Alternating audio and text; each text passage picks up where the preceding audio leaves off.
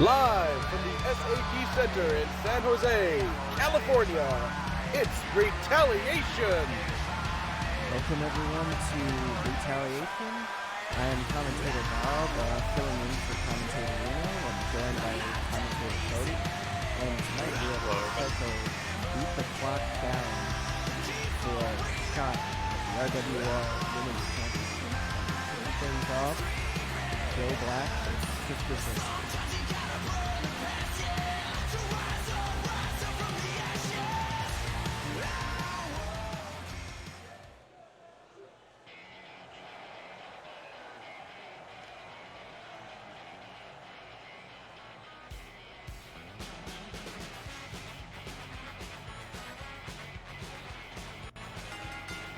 This is a match in the Beat the Clock Challenge for the #1 contendership for the Women's Championship.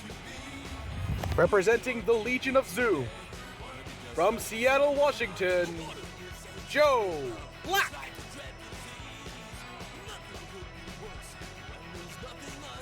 Audio any better?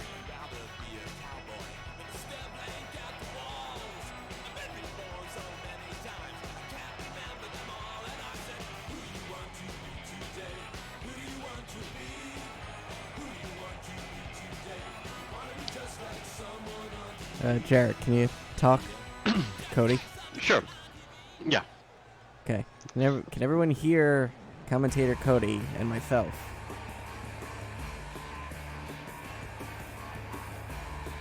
Okay, I don't know why that's the case.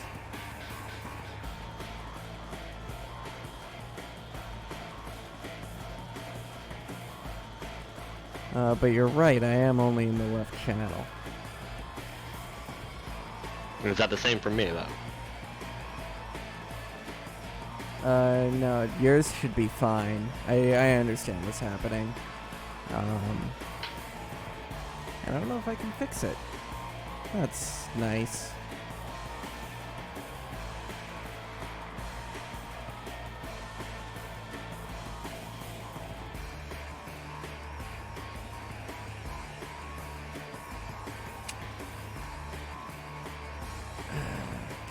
Change this to a mono track.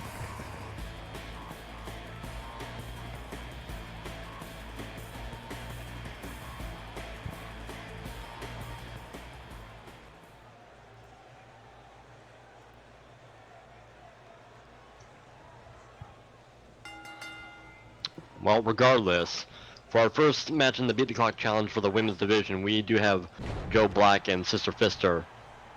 Wow, Sister Fister going for it already after a Samoan drop. Yeah. Does not get it expectedly. I mean, this is Beat the Clock, and that's what she's trying to do. You know, get the quickest time. If she got that fall, I don't know if anyone could beat her, but underestimating her opponent there. Maybe not. I mean, we do know that Sister Fister is probably one of the largest women in the whole entire women's division, as you see her displaying her power. Yeah, it looked like she did that one-handed, too. I wouldn't be surprised. But as I was going to say, trying to use your size and leverage to try and wear somebody out, even if they're not going to get a 3 count, is still going to tire them out having to push off all that weight. Yeah, it's definitely a factor, and it's definitely something that could really help Sister Fister out in winning this match in short order, getting a good time, giving yourself an advantage in this Beat the Clock Challenge. And the speed of having the advantage, we should note that Joe Black has never been in singles competition before in RWR. Yeah, that is right. She's been a tag competitor through and through, but now with Razor Sharp basically getting rid of the women's tag team division,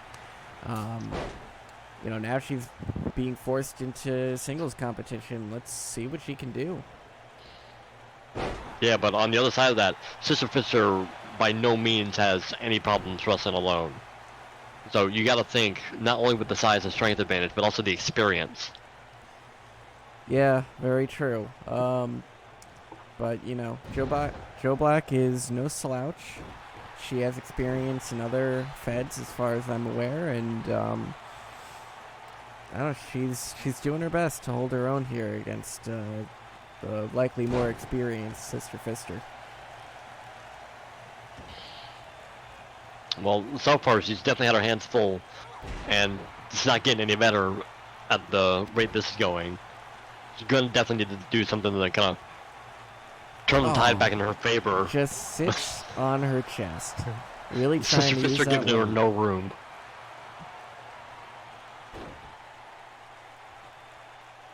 Now a triangle choke. This is unusual, going for a submission, but I think she's just trying to pull out everything she can here. Yeah, just trying to soften up, wear her down, cut off the air supply. But a quick drop to the head will certainly turn things back in your favor. Oh, elbow to the face. But nice arm drag there. Yeah, Joe using her speed and agility to her advantage. It's what she needs to do, get Sister Fister grounded and not give her a chance to fight back.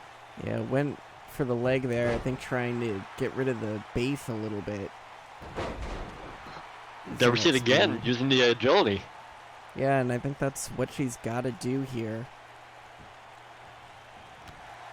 Yeah, she's got to use her speed and try to get some high-impact offense to try and wear Sister Fister down in a hurry, because Sister Fister's been taking her time just picking Joe apart. Yeah, Joe's trying to mount a comeback, pulling off some quick moves to bring Sister down, and then going for a limb, I think trying to just take the power out of her moves, but see it hard right to the face. It's only working so well.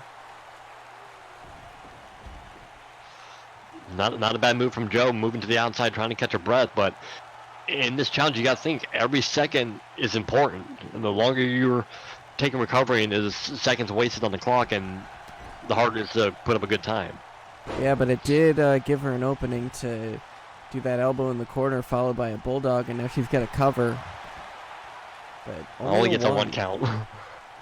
And that's been the theme of this match. Quick covers, one counts.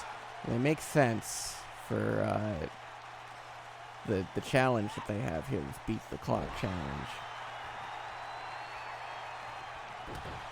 Yeah, and obviously we've stated that I feel like this type of challenge better suits Sister Fister's high impact and powerful offense.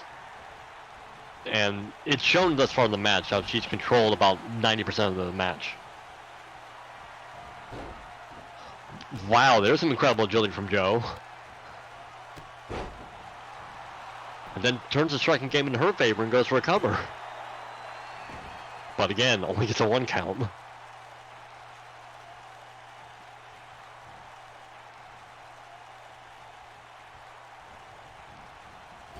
Sends her in Goes the sent corner. into the corner. And oh, man, some vicious strikes there. What's she going for? She's backing up, getting some distance. Ooh, and a drop kick straight to the skull. And again, we've seen her trying to use her speed and her momentum to try and counter things back in her favor, and gets a close 2 count. Yeah, we got a, like you said, we got a close 2 there, but still not enough to put her away. But arguably the closest fall we've had in the match so far. I don't think it's arguable. But now Joe going for a submission. Dragon Sleeper, really wrenching it back. Sister fights out. Yeah, Sister able to slip her head free, wasn't able to get all the torque that she needed on the neck. But keeping on that agility with a quick arm drag and going straight for the cover again. Still only a 1. An arm drag is not going to be enough to put Sister Fister down. No, she needs some more high impact offense like that drop kick to the apron that she did earlier.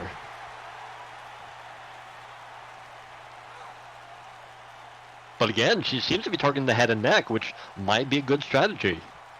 Yeah, she's been a little all over the place with her targeting, though. We've seen her target the leg, target the arms, now going after the head. I think that she needs a more solid strategy. But nice kick to the face. But again, if she can land enough high-impact strikes to the head, that might knock Sister Fister clean out cold. Yeah. Yeah, I mean, seems like she's just throwing everything that she can at her. Trying to get her down quick. Cover again. 2. Kind of using an everything, including the kitchen sink strategy. Yeah, just not letting up. And that is smart. Not giving her a chance to regain her momentum, to fight back. Just keep hitting her with whatever you can. Quick moves. Nice DDT And again, there. a DDT like that seems to be what the focus is, trying to knock her out. Counters with a dragon screw. Pulls her in. Oh, what's this? Oh dear. I don't think it's going to end well for Joe Black. Oh, it sits right on her. The leap. Dropping all that weight across the chest, crushing in the ribs. But only a But 2. Joe manages to kick out.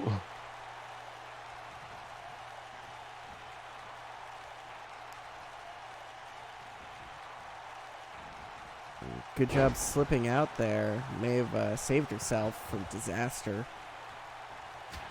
Yeah, she needs to try and hold on to whatever momentum she can. Nice leaping reverse STO there. Wow, nice agility.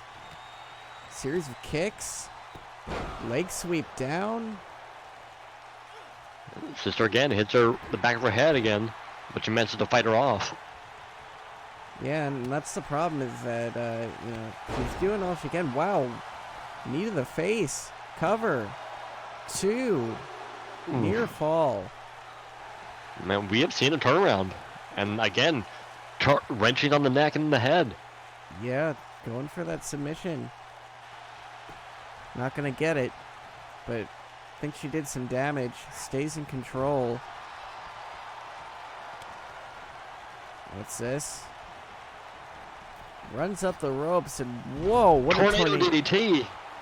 Plants her right on her head. Goes for the cover. 2. Oh man, that was so close. She's getting much closer. Her strategy is starting to work, and that's got to put some concern in Sister Fister. And going for a chop might not have been the smartest strategy, but gotta capitalize in situations like that. Yeah, she looks like she's trying to gut her into something, but Oh no. oh dear. What's she Well, going for? she wanted to come. She's going to. Drop kicks are clear across the ringside area. Yeah, that looked ugly. Impressed by the athleticism on Sister's part there. Yeah, I mean, a lot of people discount how much speed and she can build up with her size, but when she gets moving, she is a powerful force. Yeah. And Oh. Joe did a Dragon Sleeper before. This is that was A grounded more version. complicated one, but manages to escape.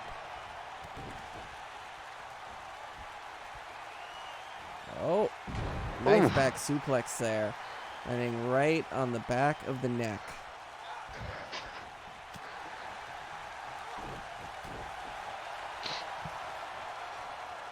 And got her hooked. Nice suplex. Flips right over to the pin. Near fall. And we are 11 minutes into this match now. Drops the knee onto the face.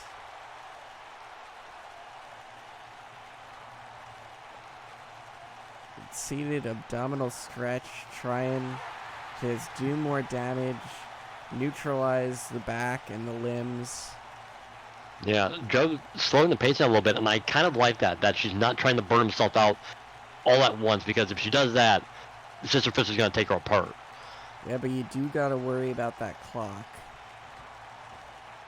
Every second that she spends is another second weakening her shot at a title shot. Yeah, this is the tough part about being in that first match.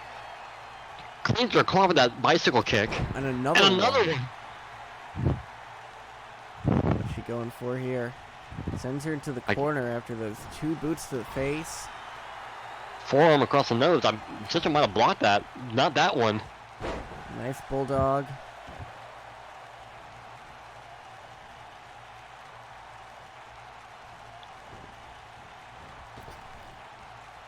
Ooh, leaping Big Hurricane Run. Now stomp to the arm, trying to take more of that power away.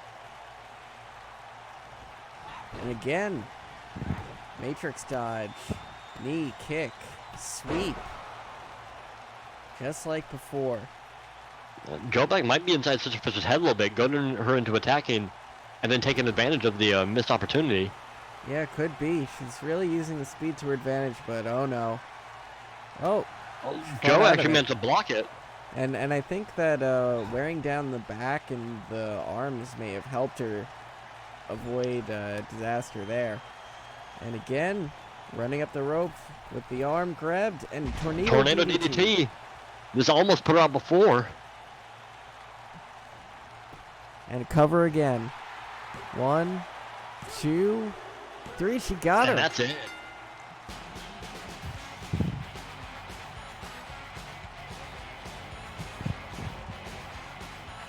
Hard fought match. Ladies and gentlemen, the time of the fall, 13 minutes, 14 seconds. Your winner,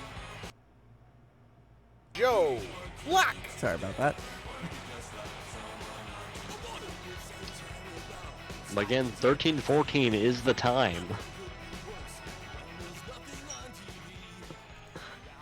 Yeah, well, not the toughest time to beat, but, you know, we'll see. If all the matches are that competitive, then she could still win this thing. We got a whole bunch more to go, and now we're going to see her tag partner, Zoe Dasani, in action against Rosie Rebel.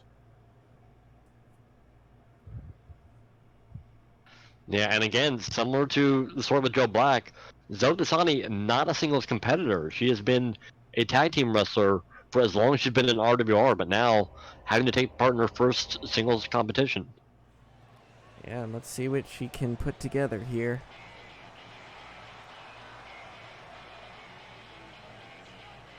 Riding the momentum of her partner's first win.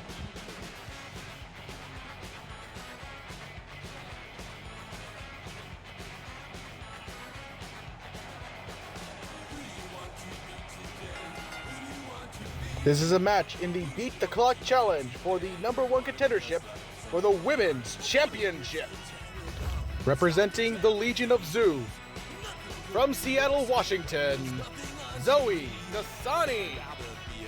Yeah, and like you said, her partner was just victorious, and now we're going to see if she can replicate that success. She has the benefit of being against a far less experienced opponent, but that doesn't mean that Rosie Rebel's any pushover.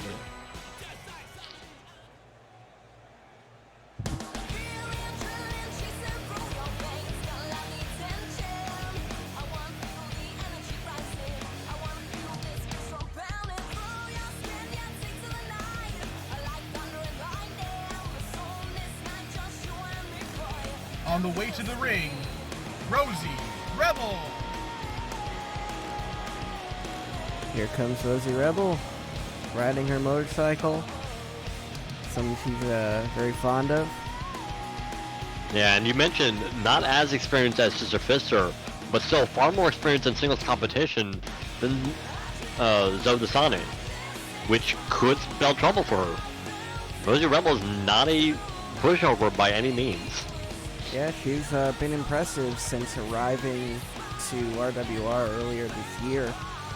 And, you know, we'll see what she can do here against Zoe Dasani, who, again, first time in singles competition here.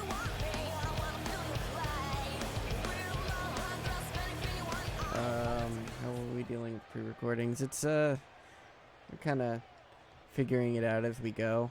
Normally we'd be pre-recording the commentary, but we kind of fell behind schedule this week. Personal stuff, but anyway, match underway here. Got some arm holds, doing some chain wrestling, see who can take the early advantage here. Desani takes Rebel to the ground with an armbar.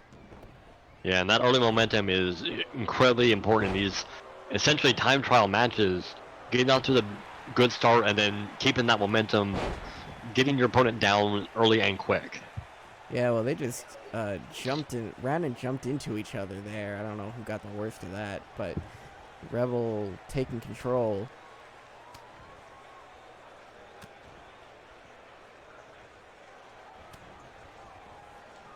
And really a similar story for both these women. Both of these women have had great success in their matches, but it hasn't led to gold yet. But a quick time in this challenge could get them on a fast track to a women's title match. Yeah, it's very true. And something interesting, if you want to contrast with the previous match, is where Joe Black was at a size disadvantage against Sister Fister. Zoe Dasani's actually at a size advantage against Grothy Rebel. See, she's a bit taller. It's not drastic. It's not as drastic as the previous match, but she is bigger. And you have to wonder, someone with Zoe Dasani that's used to using her quickness and probably facing larger opponents most of the time, if that's actually going to work against her. It's possible it will be some. You see, they're a little bit awkward on the Hurricane Rana due to the smaller size, but it is hard to discount the reach advantage height gives you. Ooh, drives her face first into the middle turnbuckle. That looked ugly. And going straight for a cover, smart. Could have knocked her out, but Wow, doesn't even wait for the ref to get his hand down to the mat for a first count. yeah, so much for being knocked out. Yeah, we know Rosie Rebel's made us some tough stuff, so she is not going to make this easy for Zoe. That's very true. And we are 3.5 minutes in here. Or, no, 2.5. Yeah. Nice snap suplex there.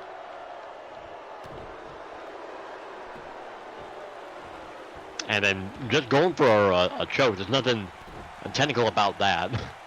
No, not at all. But whatever works in this situation. Whatever works quickly. And... oh, man. Hurricane Rana DDT.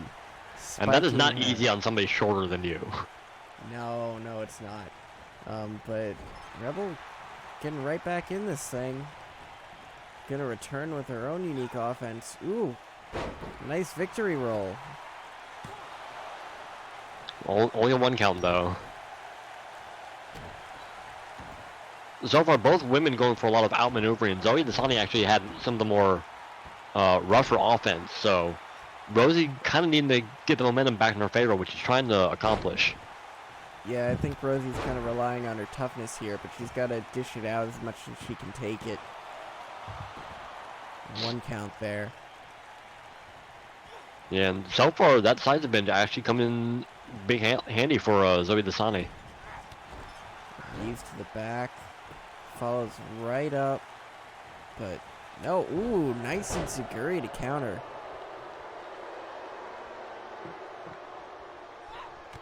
Now Rosie taking the offense. Those are corner to corner. And doesn't quite hit the mark. yeah, you hate to see that. But she didn't let stop her. Choking her with her boot in the corner.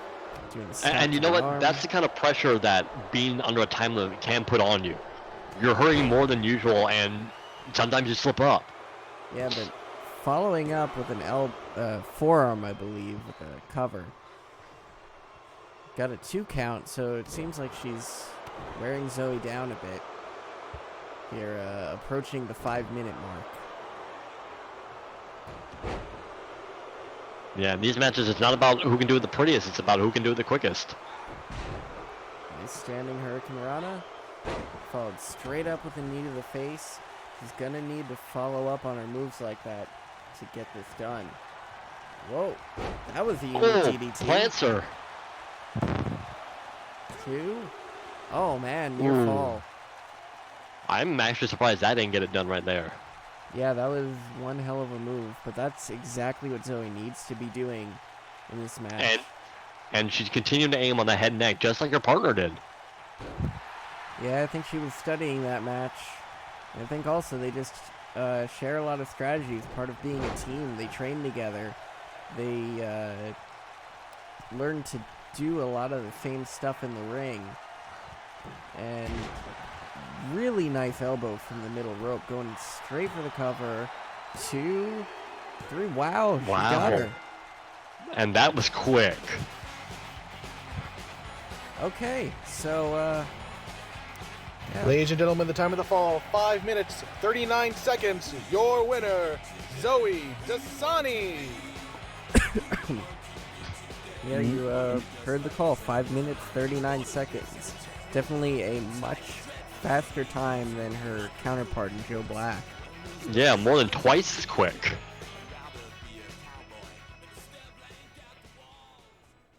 I don't want to call it quick because we've got some really talented competitors coming up after this, but that's a good time for anybody. Yeah, that's going to be a tough time to beat. Not going to say it's impossible, but definitely setting a difficult bar going forward. Yeah, and that's going to take a psychological shot out of everybody that has to come up because they've got to try and beat that. That's going to put a lot of added pressure on other people, and it might cause some people to slip up like Rosie Rebel did. Yeah, and this is a match of two former champions on different levels. Hope Rogers, a former EWA women's champion. Amanda Spade, a former RWR women's champion. So this could be competitive. This could go a while. Alright, she does know that This doesn't is a belong to her, match right? in the Beat the Clock Challenge for the #1 contendership for the Women's Championship. On her way to the ring, the Mermaid Princess of the Rogers Foundation, Hope Rogers. Yeah, we're working on this. I pointed this out when I saw it the first time. Just pretend it isn't there.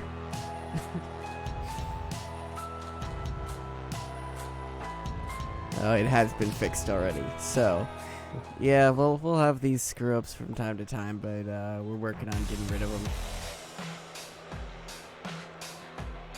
Yeah, it's a replica.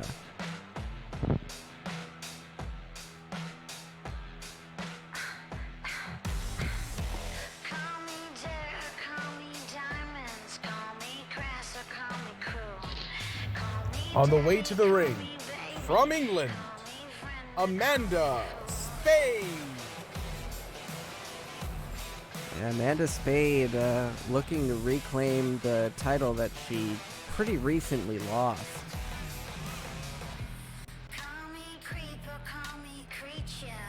Yeah, wasn't quite able to come through during the pay-per-view, but she got a big chance here, but it's not going to be easy with the time she has to beat and having to go against Hope Rogers, former EWA champion.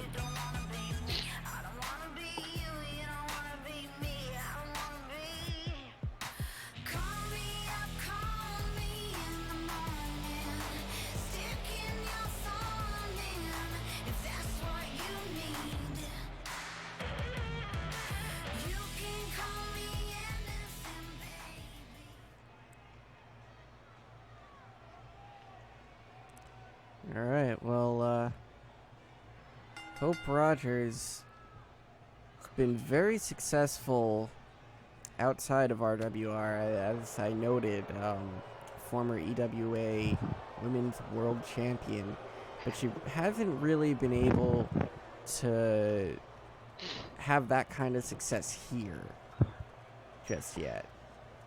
Yeah, not yet, but again, for everybody, this is an excellent opportunity to change that real quickly. Yeah, and it's going to be interesting now that her mother, Faith Rogers, has joined her on Retaliation. It's going to be interesting to see how that affects her performance.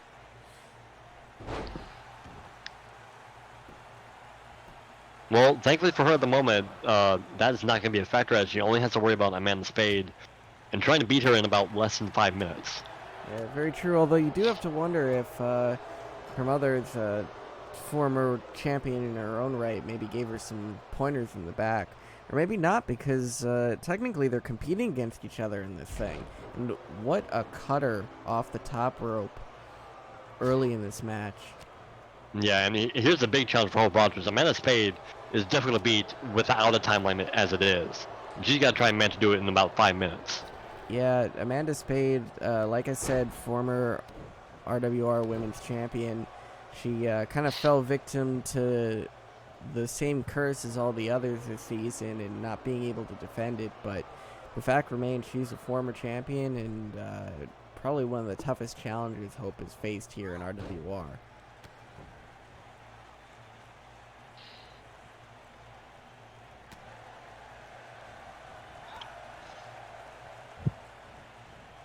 And nice German suplex, dropping her on the back of the neck. Going for a cover off of that. Yeah, Spade a little lucky the ropes were there, otherwise she might have been suplexed to the floor. Yeah, that's true. And Hope doing a really good job staying on her with that headlock. Just trying to stay on the neck, wear down. You know, still early. Both women known for submissions, if I'm correct.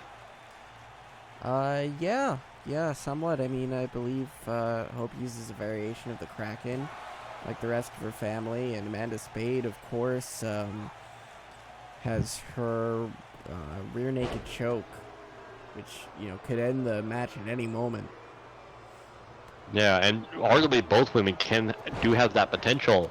If they can get that move locked in tight away from the ropes, it could be a game there. Yeah, absolutely.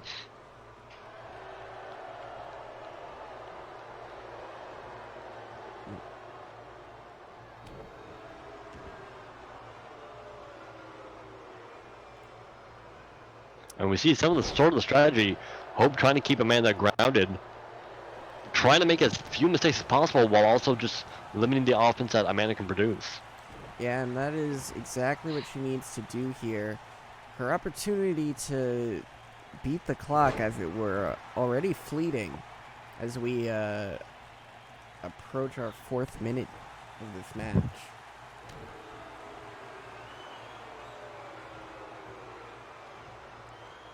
Oh, man.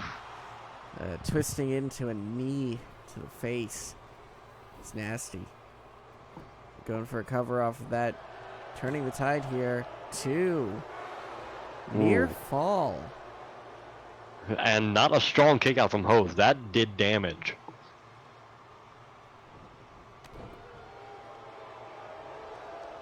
And Amanda knows it. She's keeping right on her. Ooh, and a nice Pele. Amanda really trying to turn things around here.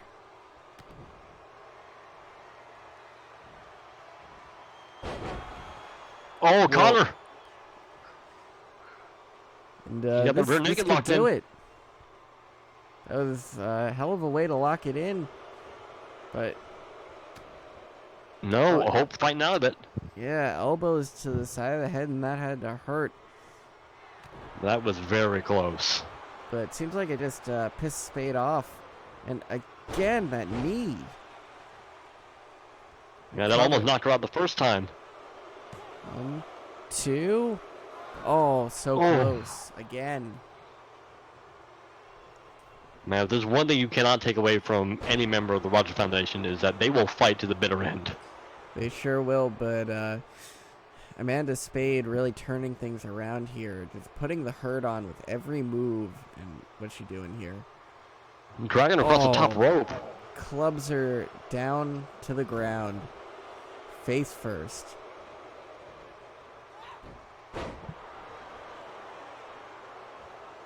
Yeah, we're already getting close on that time. Super kick! 2. Ooh. Near fall. You didn't quite catch all of that. And I believe that we are already past time here. But, whoa! Oh! Flipping backstabber. Oh, she got her. I got her. Wow. Another quick one. Yeah, we're gonna have to hear the hot time on that one. Yeah. Ladies and gentlemen, the time of the fall, 5 minutes, 54 seconds. Your winner, Hope Rogers. Oh man, that's gotta be heartbreaking. She came so close. It's within less than 20 seconds. Yeah, and we mentioned that was going to be a tough match for anybody, and just to win it, not even thinking about the time limit. Yeah, but you know, regardless of this beat the clock challenge, really impressive showing there from Hope Rogers, proving that beyond her EWA success, she is capable of some real success here in RWR.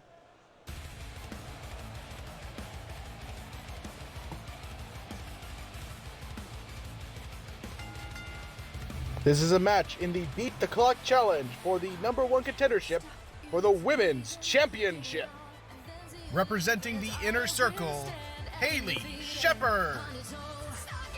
Yeah, Haley Shepard, another example of someone who's been really successful elsewhere, especially WWO, but hasn't really had much of an opportunity to replicate that in RWR, and this could be a big opportunity for her to do just that. Yeah, especially when you consider coming off of the fact that Hope Rogers just won her match, almost coming close to the time to beat. Yeah. Yeah, I think she's gonna wanna follow that and hopefully beat that time and Dasani's time as well. But here's a Making rather her way to the ring, Jenna Reed. here's a rather tough individual that's gonna make that difficult.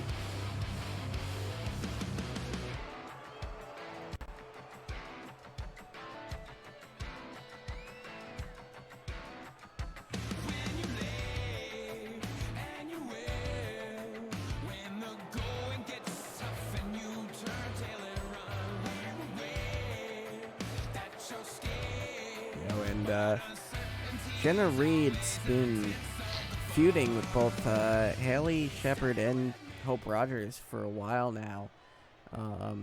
Haley got a win over Jenna back in May, proving that, you know, she may be sort of the kryptonite to Jenna, and you know, otherwise Jenna's kind of had their number, but Haley's got a singles win on her before, and she could potentially do it again here.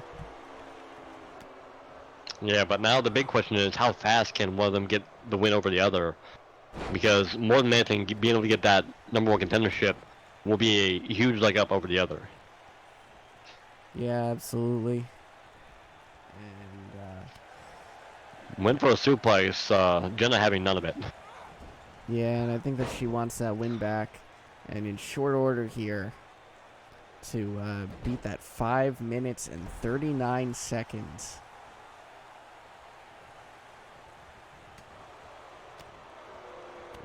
Series of strikes, that's what Jenna does best.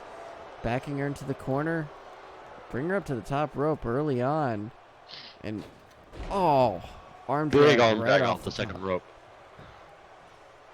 And Goes for straight the to cover quickly. is what she needs to do, but only a 1. Yeah, ref a little bit out of position there. Yeah, but wouldn't have been a 3 either way, I don't think. Gets her in the corner, nice monkey flip. Jenna setting a very good pace for this match, completely on offense, not bothering to wait for anything and just smothering Haley. Yeah, definitely should be focusing on doing big moves that can just put her away, though. But we got a submission here. Might be trying to end it early. It looks like an Indian deathlock. Yeah, trying to take out the legs. Yeah, and moves like that are always good. If you're doing a submission hold where you can score a submission early, and even if you don't, you're doing damage, it's just going to make things harder for your opponent.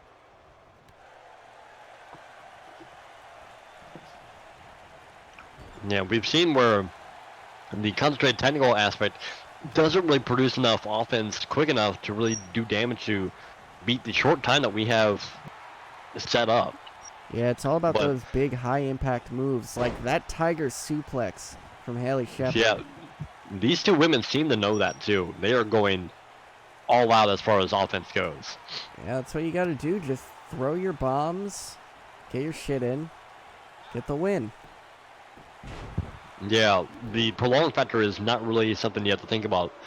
So women aren't really worried about conserving their energy. Ooh, roll up with a bridge, trying to steal one there. It was good enough for a 2 count, but not quite the 3, but she's going to go to the well again. If at first you don't succeed, well, that was less successful. Yeah, I think Haley's onto the game now. Yeah. But, well, nothing like blunt force trauma to the head to turn things around. It ain't pretty, but it's effective. Yeah. Just, bash your opponent's head in the corner a few times and get kicked in the face for it. Apparently it didn't help her too much. Yeah, while those turnbuckles may be padded, there is not much to protect that steel bolt that's holding those ropes together. Yep, but nice drop kick. It's really sending her backward. Yeah, almost knocked her clear across the side of the ring. Yeah. Whoa. Oh, drops her on her knees. That was unique. I'm gonna sit out knee breaker. Yeah. Staying on her, and now goes to the with the headlock, which again, this really hasn't been the path to quick victories in this thing. But yeah, important to keep in mind though is that we've mentioned that you need to set an incredible pace for this style of match, but it is hard to keep that up for 5 minutes straight. It is. Eventually, you are gonna need to stop and catch your breath. Yeah, and wear down your opponent as well. Just try to oof. Implant DDT, that could be something. Yeah, and I think that But she headlock doesn't go helps for the set cover. the stage for that too. But yeah, Haley gotta stay on her. She's running out of time here. Yeah, it's possible that she's not used to this kind of offense, and trying to do that when you're not used to it can wear you out quicker than your opponent. Yeah, and Jenna just getting right back on offense there. Very unique escape. Now, nice series ending with a calf kick. Catches her right in the forehead. And nice belly to belly. She plants her, but she's not done. But Haley catches her coming in. Yeah, and I think we're already past time here. Or not quite, but we're getting there. Get to the back. Ooh, that leaping reverse STO. I think we saw it from someone else earlier. It's definitely a game changer. Got the cover. 1, 2. She got her. She caught her with it. Again, it's gonna be close. Yeah, I'm gonna need to hear the time on that one. Ladies and gentlemen, the time of the fall was 5 minutes, 42 seconds. Your winner, Haley Shepard. 3 seconds too late. Man, My God. and again, we mentioned it when that time first came. That was gonna be tough to beat. Yeah, definitely proving that. Just 2 matches in a row, just barely missed it. I mean, 3 seconds. 3 seconds.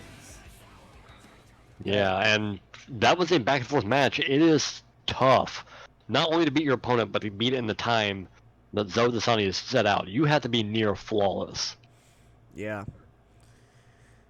Yeah, well, things are gonna roll on here with Ishkan V versus Akaru Hime.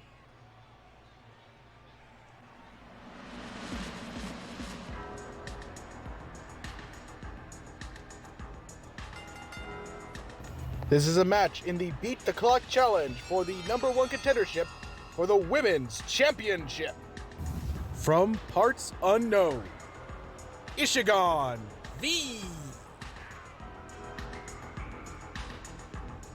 And Ishkan V, sort of a wild card here.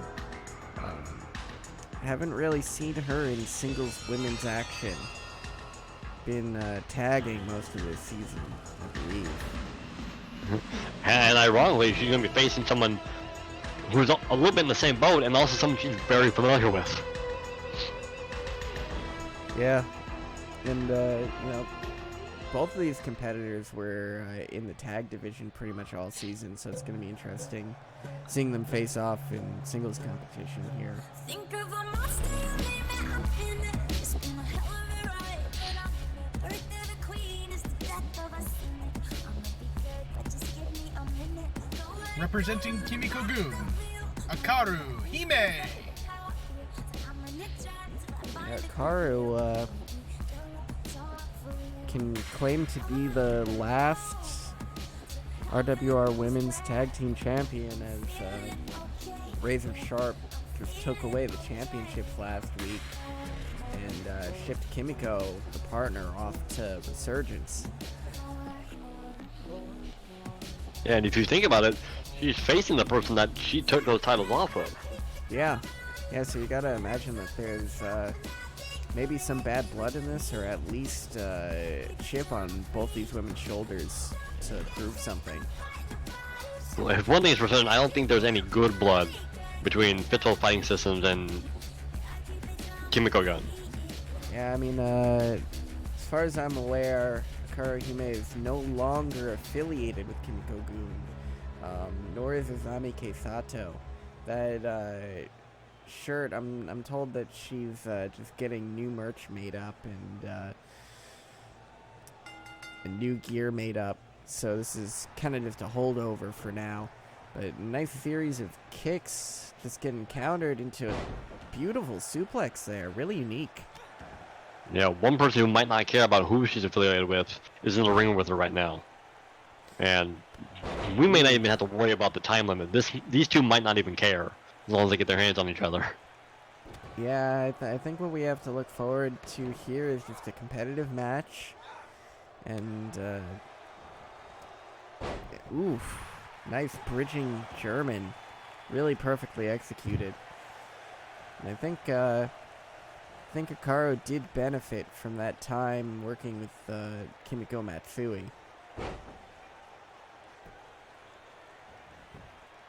Yeah, just even being in the same ring with somebody a number of times can help you learn the traits and habits of that person. And being you're a multi-time champion like Kimiko is, you can only improve.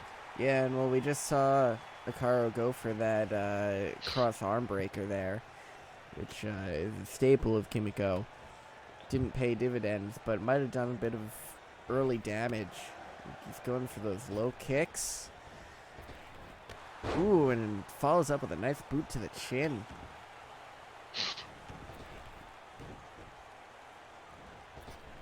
Oh, and she keeps going for these kicks. Yeah, I believe she can block that last one, but doesn't block the lariat. Yeah, I think after all those kicks, she wasn't expecting any arm-based offense there.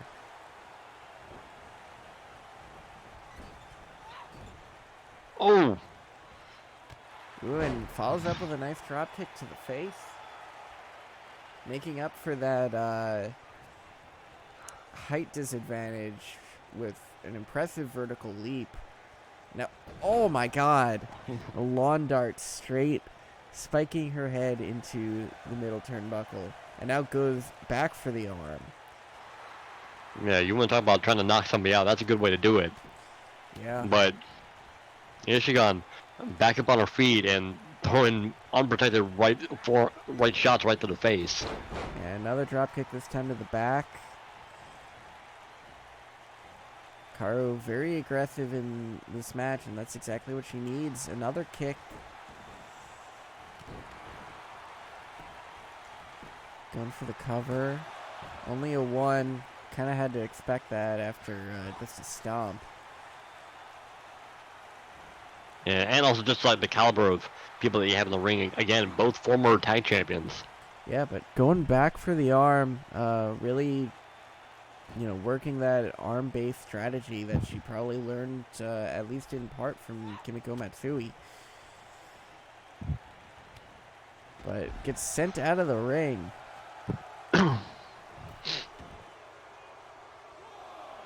And now here's where it can get really dangerous. Yeah, you guys are not going to win the match out here. Could do some valuable damage, but got to be careful not to take some yourself. Oh. And now just damaging the arm on the outside. As we all know, double damage on the outside. Yeah, and technically no ring break on the outside of the floor, but the ref counting, we do have the 20 count. Yeah, you got to watch out for that, especially in this kind of a situation. Ishgan trying to get back into control of this thing. Hasn't really had much offense, but here we go. Trying to build some now. Ooh, and a nice calf kick.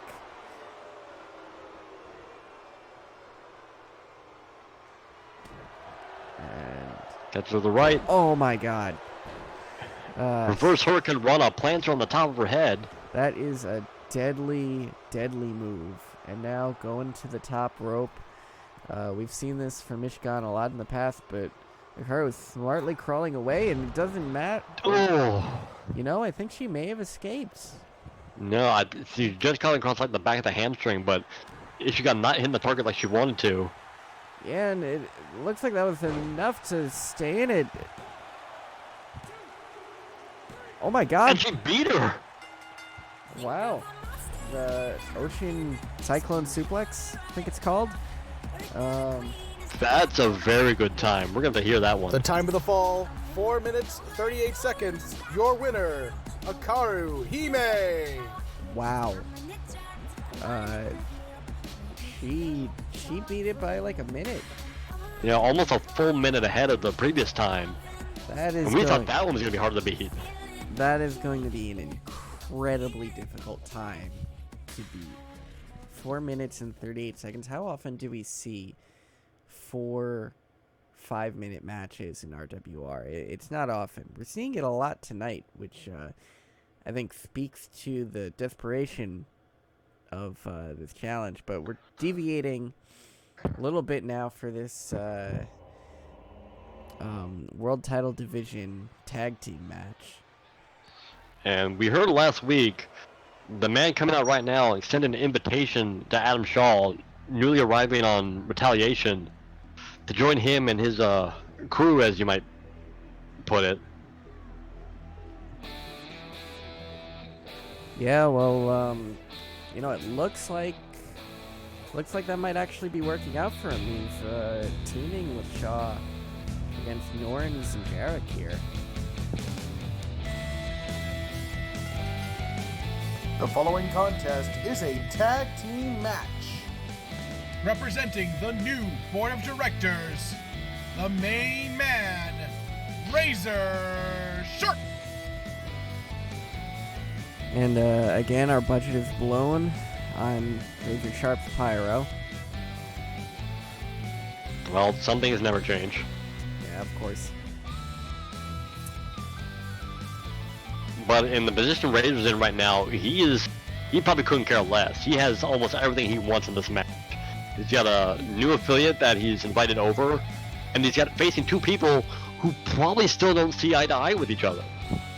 Yeah, no, it's a good point. You know, if Adam Shaw is truly on his side, that's a former multi-time Revolution champion on his side. And more cohesion than kind of thrown together team like Norns and Jarek would have. And yep, there goes more of the budget. Razor Sharp definitely not shy about using resources for himself.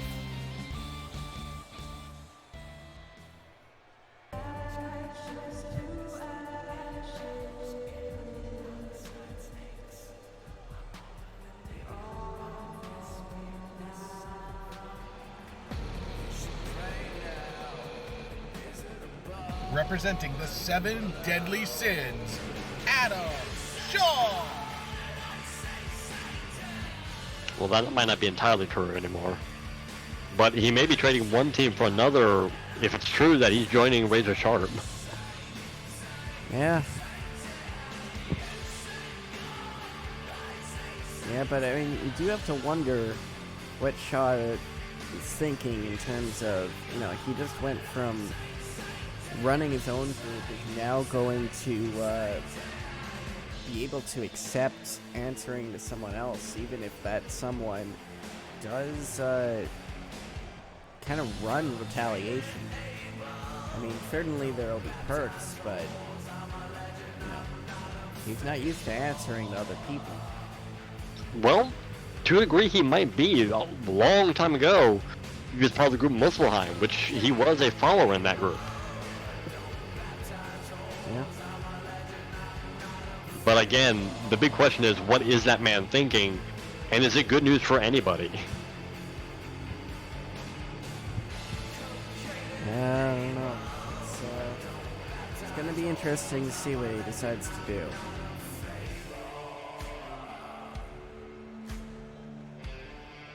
The crowd using their, putting out their lights for him.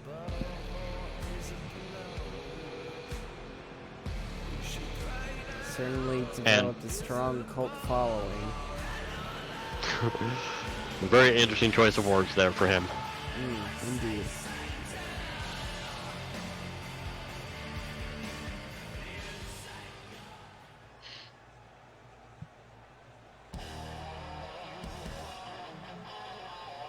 Oh well. Here he comes. Coming down to the ring, the Viking Warlord, Norns! Norns, who earlier this season was the EWA World Champion. One of the toughest guys in not just RWR, but the entire EWA.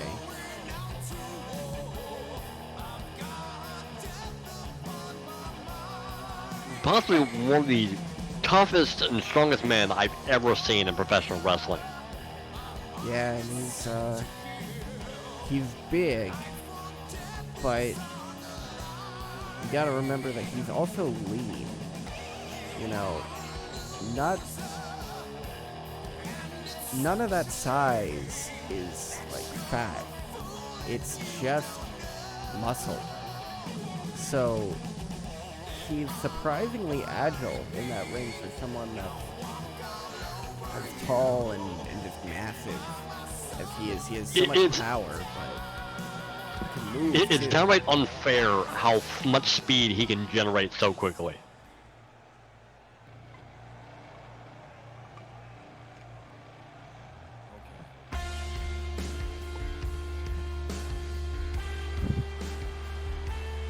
Introducing, from Florida, Jarek Vanders. Here he is.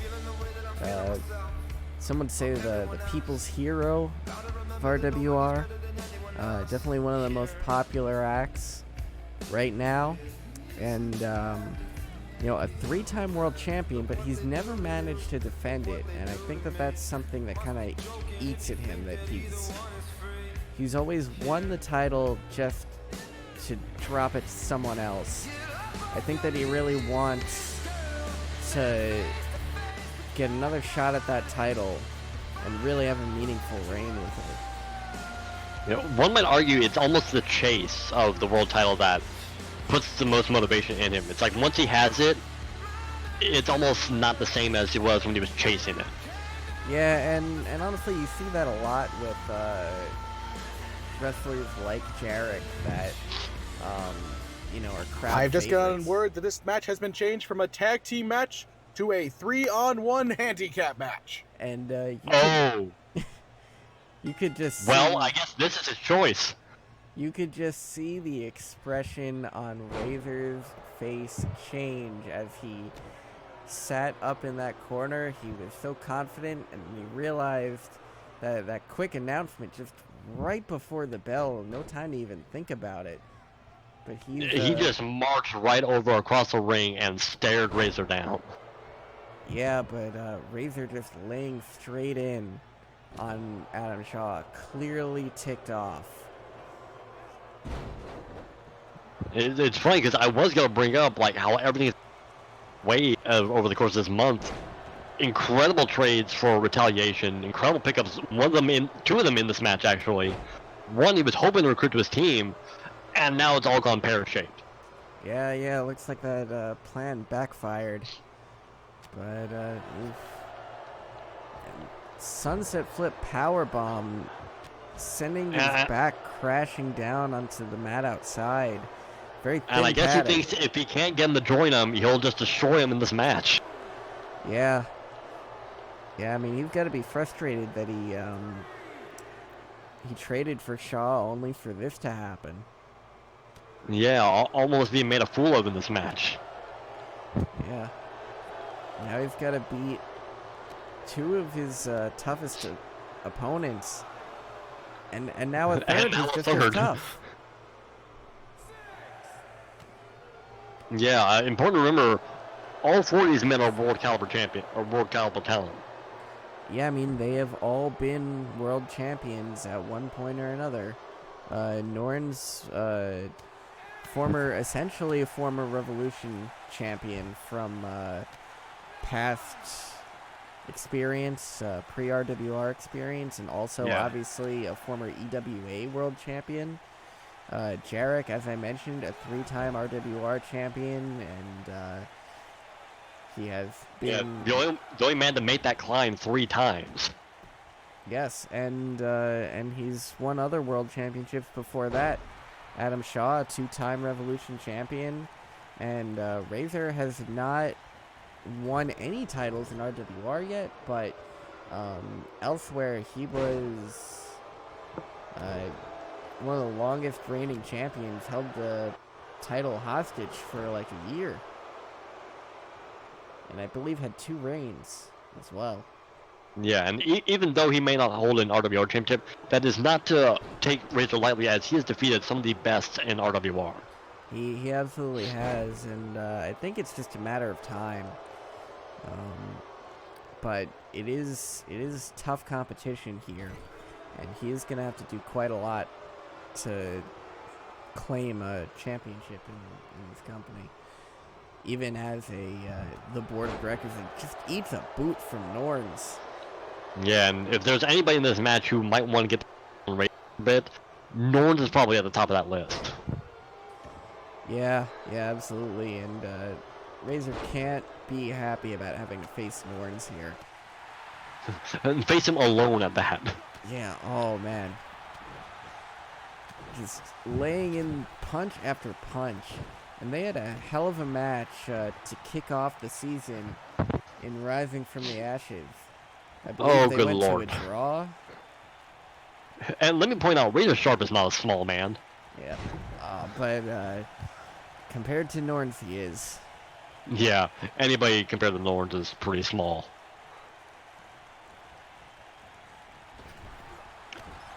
Oh, the way this match is going, this is going to be a long night for Razor. Yep. But it's hard to feel too bad for him. He certainly hasn't done a lot to earn himself many friends.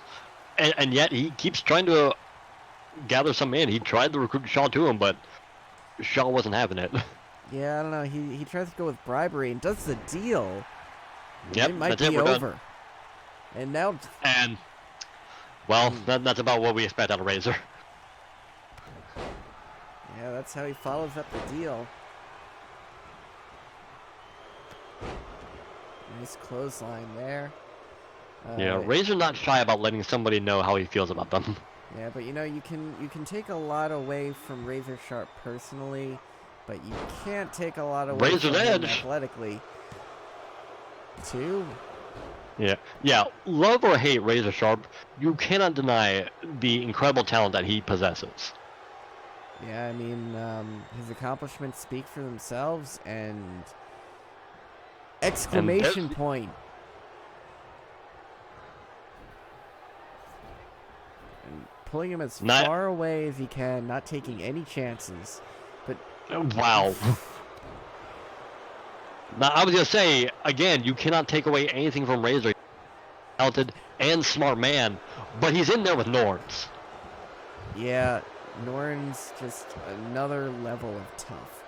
And Oh, just got dear. caught. Well, we said this earlier. It's unfair how fast Norns is for a guy his size. Yep. Yeah, he's got that perfect balance of speed and still being agile to some extent, and just power bomb after power bomb. The back and the neck have to be hurting bad, and leverages. Well, that it's not gonna into get an any better. STF. Really in no man's land here in the corner. Yeah, this is exactly where Razor doesn't want to be. Tries to fight out of it, but Norn's not having it. And Oh, and there goes the ref. Take a drink, everybody. yeah, knocked down by Norns. He might be out for a while, but no, getting back to his feet. Razor drops the leg to the midsection. And the ref really needs to not get in between these two. It's just not going to end well. Now, again, this is good strategy from Razor. It's hard to break up a submission without really getting in trouble from the ref, because if they try to interject into the ring, the ref's going to catch him, and Razor's allowed to do whatever he wants while the ref's not looking. Yeah, that's very true. And we all know that he'll do underhand things. Does the deal on Norns. Had to take some power. No middle finger off of that one. No, I think Razor knows that he needs to make quick work of Norns and cannot take his eyes off him for a second. And I don't believe that Jarek has even gotten into this match yet. No, he hasn't. He was not tagged into that tag match last week either. So, really hasn't been in competition since he lost the title to Star. Yeah, which it is giving him an opportunity to rest, but also, don't want to get rusty either, and drops the leg again. But again, that plays in the Razor's mind. He's got to know he's fighting 3 men, and he's got to keep tabs on all of them. Yeah. Definitely needs to keep his head on a swivel.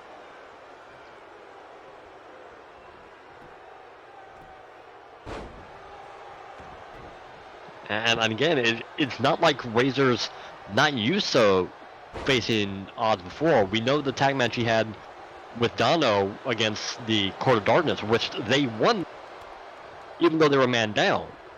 Yeah. Now, it was not Razor who got the winning pinfall, but that team did win that match. Yeah, just a brutal series of stomps from Razor. Now, what's he doing? Going for the arm. Wrenching it. Ooh, and a Yeah, knee. trying to take away some of Norns' best weapons, his arms, his power. Oh, Connor's here. We can start. And, Oh, going for feet the in the cheap ropes. pin. Only a 1.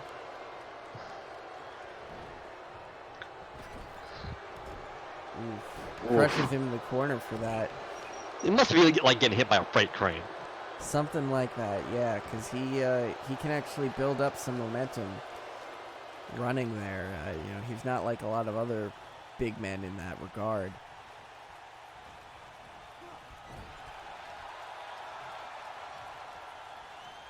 God, what does Norns want to do with him now? Oh, I'm almost sorry I asked. Yeah, this won't end. Oh, this will not end well for Razor Sharp. Oh, my dear. God. Burning hammer. Epson chat. Spiked straight on the top of his head. That's taking a while to get a position. 2. I have no idea how he kicked out of that. Again, like Razor Sharp or not, you cannot take away his physical attributes and the willpower that he has. And the beatings will continue. The power bomb. Yeah, unfortunately, the passion of Razor Sharp is going to continue. Trying to put something together, but Norn's not having it. Big suplex.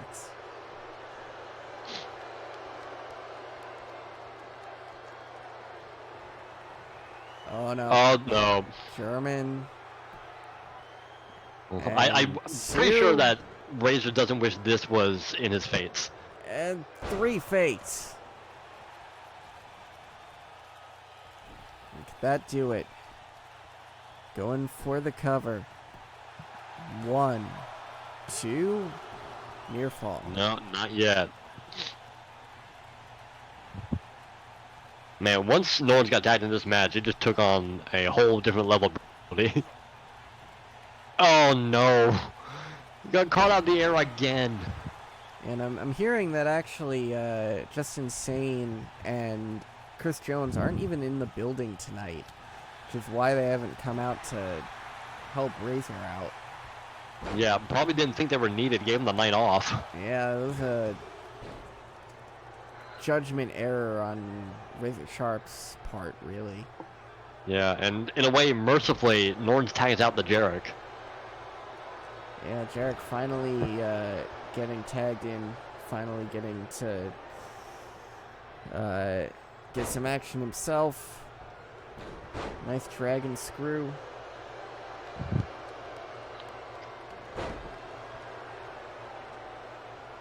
Almost like Norns didn't want to hog all the fun to himself. Yes.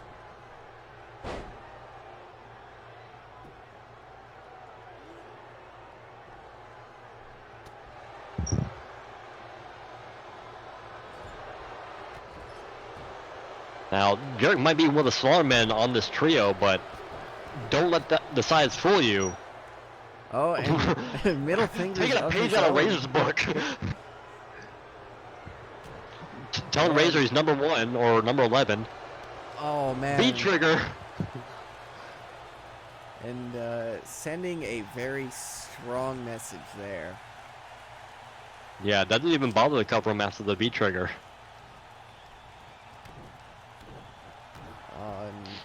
Stomps of his own, nice forearm, driving him to the side of the face, and could be looking to end it here. Got him hooked. Hooks him up, clinches the leg. Clash of Demon Clash Head. of Demon Head. Doesn't keep it locked in, but it almost looked like that impact hurt more. But kicks out at 2. It's almost like Jerk wanted him to kick out. Yeah, possibly. Yeah. Not done Oh, with him but yet, though. he might pay for his hubris right here. Yep. Razor's Edge. Razor's Edge. Only a 1.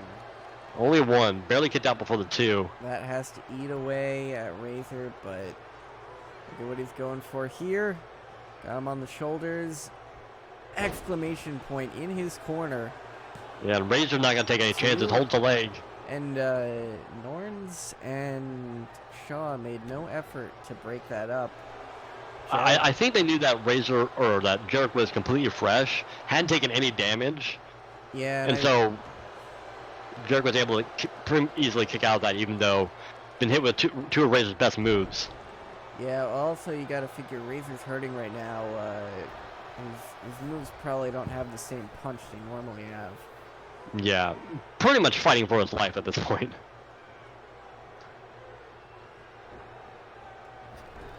And Razor's sent to where he does not want to be. Tagging in Adam Shaw. Back to how we started this. And double Northern Lights. Interesting bit of teamwork. Yeah, very interesting. Shaw looking to put some hurt on Razor. I wonder. And really the man who put Razor Sharp in this position to begin with. Yeah, and I gotta wonder what's going on in his head because Razor didn't do anything to Adam Shaw. All Razor did to Shaw was make him an offer, bribe him really.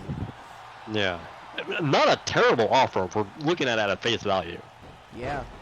So I understand him rejecting the offer, but I do wonder what his motivation is in rejecting it the way that he did, and in seeming so eager to hurt Razor Sharp, not just beat him. Yeah, maybe it's the fact that what Adam Shaw's been through recently, perhaps seeing that in Razor Sharp himself, did not want to put himself in that situation again. Yeah, could be right about that for sure. And maybe this is even him venting about what happened to him recently. Oh, and Code breaker. yeah, that could be a match ender, but it looks like Shaw's opting to keep the punishment on. You know, wrenching back at the head and neck. It would almost be smarter for Razor to just tap out and just let this end, but it might be just taken out of his hands. And so, amazingly, Razor Sharp kicks out.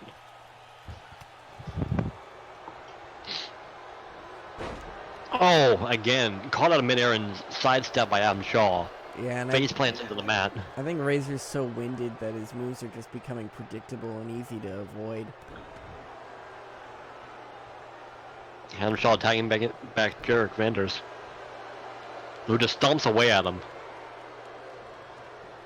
Yeah. Ooh, knees to the back.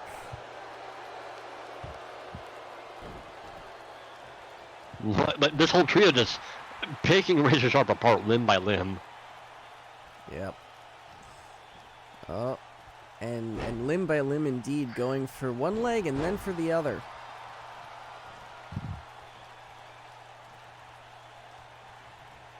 Now, what's he going for?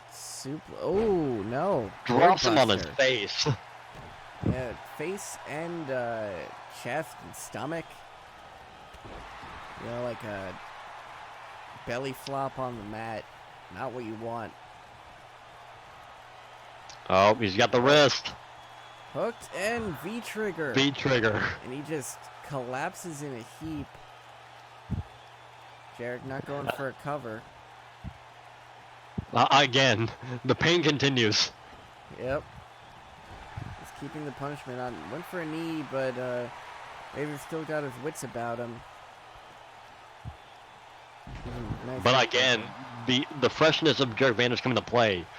Indeed. Jarek's had a break, Razor has not. Oh, whoa. Razor trying to steal this. Roll up. Oh, no. Ooh. No, only a 1 count, technically. That was close. But, oh, he got caught. And I think Jarek knows Flash. it. 1, 2, 3, got him. Yeah, I think Jarek knows he was almost had and decided to stop toying around. And mercifully, The the winners Passion of this Razor match Christ. are the team of Norns, Jarek Vanders, and Adam Shaw. Yeah, it is a surprise. You know, the ring announcer sounded surprised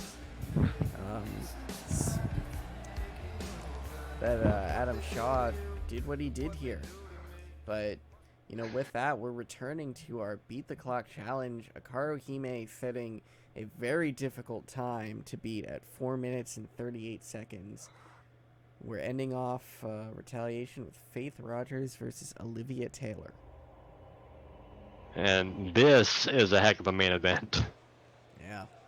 2 former women's champions in RWR here in San Jose.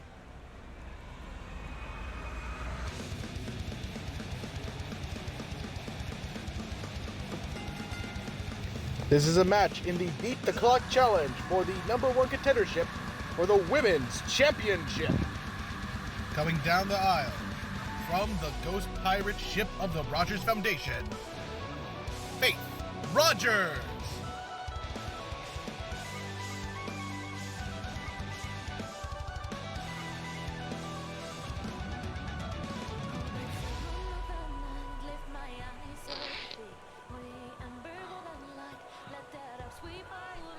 Well, her daughter made a good attempt earlier in the night.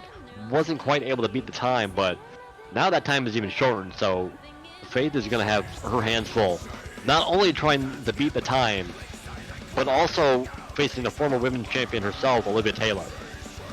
Yeah, I would expect this match to be a mad rush for big moves, to just get a quick pin, quick submission, especially in the case of Faith, quick submission, and you know, just get that quick win and get out. But you know, with 2 women at the caliber of these two, I think it's going to be very difficult for either one of them to pull off that quick of a win.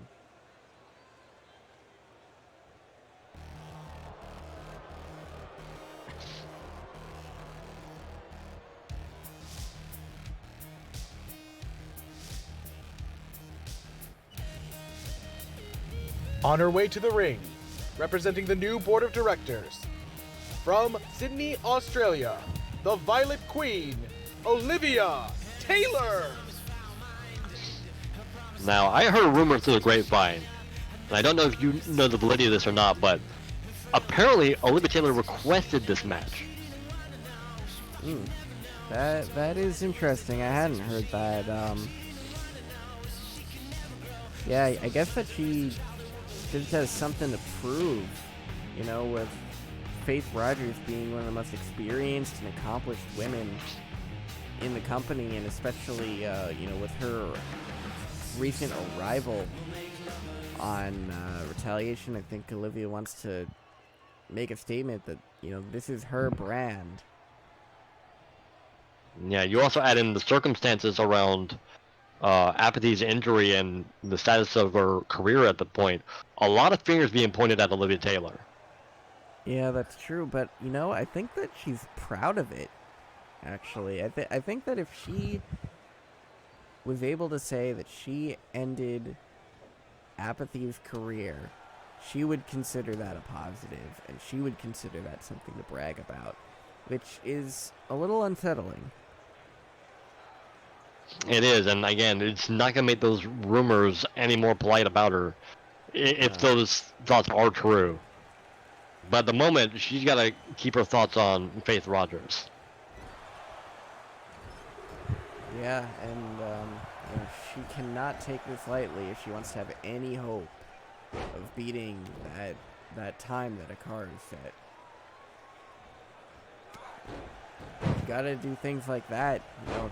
Big kick to the head, follows straight up with a kick to the gut. Yeah, and if those rumors are true, they might be necessary in this style of match where you cannot hold back or hesitate against somebody. And there's good evidence of that with a DDT right in the corner of the ring. Yeah, and the best thing about that for her was, you know, Faith darted straight across the ring and got caught in that DDT, so there was so much momentum just driving her skull into the mat.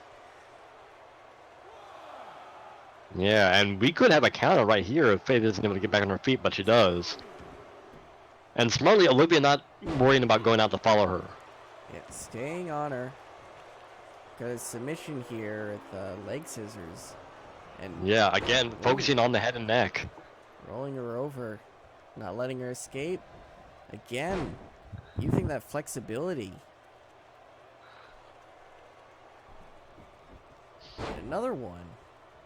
Yeah, and I know there are a lot of potentially unfair rumors about Olivia Taylor, but make no mistake, she is as talented a female wrestler as you're going to see in RWR. Yeah, well, you know, that's why she was handpicked by Far Beyond Better a few years back as, you know, someone who they trained up from the independents. They saw something in her. It took her a while to realize that potential. You know, by the time she did, Far Beyond Better was a distant memory, but you know, she is a very talented competitor in the ring. But she may be taking Faith a little lightly. She needs stronger offense and just a couple of light kicks to the head if she wants to beat that time of 4 minutes and 30 seconds. Yeah, she's got to do more of those big moves like that DDT that she did earlier. We're already halfway there, more than halfway there. Yeah, Faith trying to slow the match down, might still be hurt from that counter DDT. Again, we mentioned all of her momentum turned against her and dropped on her head and neck. Yeah. So Elbows to Faith the might head. might be in survival mode at this point. Yeah, but you know, someone like her, she could still turn this thing around. That's true, given time, but in this style of match, time is something she doesn't have. Yeah, I mean, she'll have to pull off just a quick backstabber, crack, and hope for the best if she wants to have any hope of winning this in time.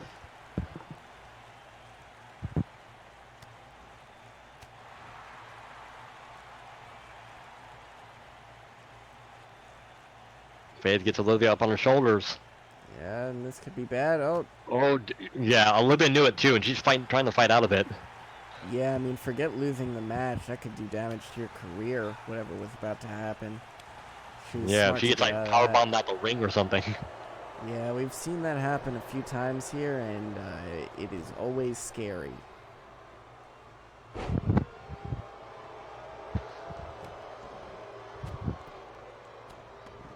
Barrage of elbows, followed up by a cover. I don't know if, yeah, that's Yeah, not gonna do barely a it. one. I think we're already past time.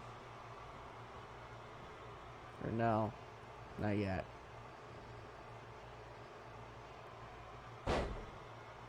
But it's hard to say that anybody's gonna be focusing on the time right now. Yeah, okay, now we're past time. So at this point, it's just bragging rights for who can get a win over the other. Yeah, but she could get close to the time here. The trio Triple of suplex hooks the suplexes, leg. but got that foot under the bottom rope. Yeah, ref saw and decided to call the break. Oh.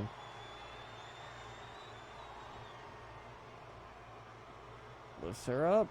Hooks her up. Violet Crown, just nasty. Cover. 1, 2. Oh, near Oh. fall. Yeah, it's not that quick fall. That's the scary part. Is that very sudden stop. And again, Olivia knows she's got her wounded. And I don't know if Olivia's aware that she ran out of time because she's just going for covers here. She might all just be more interested in just hurrying Faith, trying to take her out of the division altogether. Yeah, possibly, but if that was the case, I wouldn't think that she'd be going for such quick covers. But, yeah, and again, pulling her and using the ropes as leverage this time, only a 1. That kind of thing, it just isn't going to work that easily on someone like Faith Rogers. But staying on her. And this time she does fall to the outside. This could be bad news for Faith. Oh, Oh, slams her into the apron. hardest part of the ring, as we all know.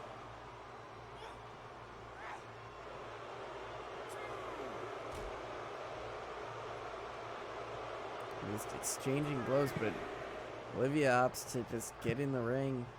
Yeah, I think she sensed that fight was beginning to turn away from her, so Yeah. she instead sought to get back into the ring where she could take less damage. Yeah, made a tactical move there. And a tree of Joey Lawrence. Again, targeting the spine, it seems. Oh, just choking her with the boot. I think now Olivia is a little more aware of the time situation, just wants to do damage. Yeah, she has to know that her time's run up, and Oof. Faith turning it around.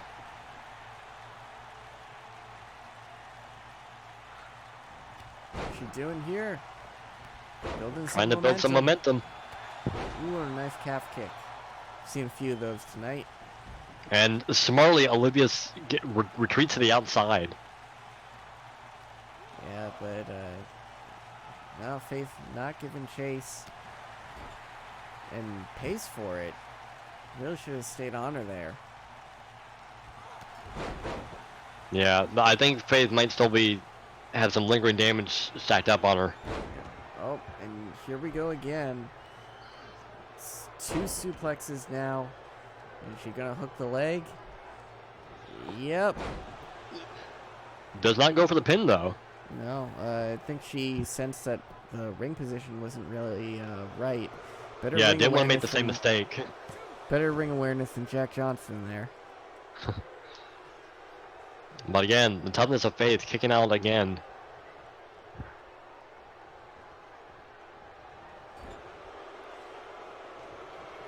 Corner, oh no. What's she going for here? Uh-oh. And out. Olivia And almost at will taking Faith apart. another one of those drop kicks. We saw Sister Fister do it earlier in the night. Just a slap. Followed by a kick Nothing, to the gut. nothing technical about that, folks. No, and then slap to the back of the head. It's just, And a back suplex to the floor. she just wants to hit her with strikes that just, send a message as much as it is to physically hurt. He's trying to get in the head of Faith Rogers here. You know, almost trying to show that she can take apart anybody on the roster at will. Yeah. But cannonball into a splash. Interesting variation. Yeah, cover. Ref again out of position. Only a 2 count for Faith. The ref being out of position could have cost her. Yeah, driving all the wind out of Olivia with that splash. Yeah, but just snapping the arm looked ugly. And Yeah, could be setting her up for the Kraken. yeah, gonna follow up here. Oh no, it gets No. elbowed. I think Olivia knew it was coming. Yeah, Just threw out that elbow as best she could. yeah. Faith just doing her best to maintain her position in this match. And again, I think Faith might be hurt. She's not chasing out to the floor. Doesn't want to risk another hard slam to the apron like she got earlier. Yeah, very true. Instead, trying to buy some time in the ring. Yep. But Olivia back on the attack. Yeah, I think Olivia knows she's hurt. Oh my God, Widow's Peak going right in for the cover. 2, no. Ooh. I thought that was going to be it. Yeah, that, I don't know if we've ever seen that from Olivia. That was something that she just had in her back pocket. And now, going back for those suplexes. Yeah, they've been working for her all night long, so why not? Why change the playbook? And perfect positioning here, center of the ring. Leg Hooks the hooks. leg. And she got it. That's it. Hard fought match, but Olivia does come out the victor. And great showing from Olivia. Ladies and Taylor. gentlemen, the time of the fall, 10 minutes, 50 seconds. Your winner, Olivia Taylor. Well, nowhere near beating the time, but gets the win, and an emphatic one at that. Yeah. Over arguably one of the toughest women in the entire division. Yeah, and that'll do it for Retaliation. But that won't do it for RWR. We got one more show. But I believe that confirmed Kime versus Abigail. Yeah. Yeah, it sounds like that is the case. Which, if you think about it, Hikaru Hime lost the tag titles coming over to Retaliation, but might end up.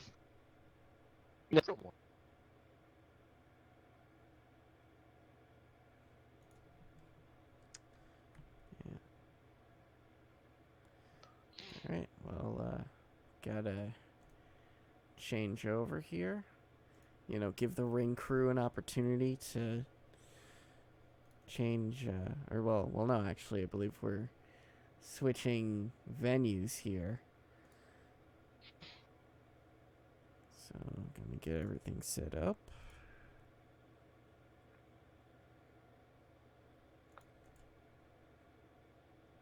I believe it's this.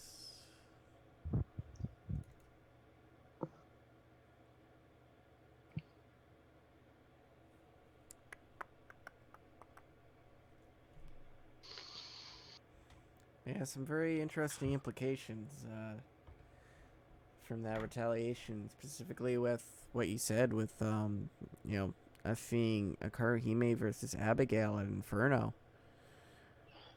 Yeah, she came in this month as tag champion, had it stripped from her by Razor Sharp, and now, thanks to the decision, might be ending up leaving this month as the women's champion.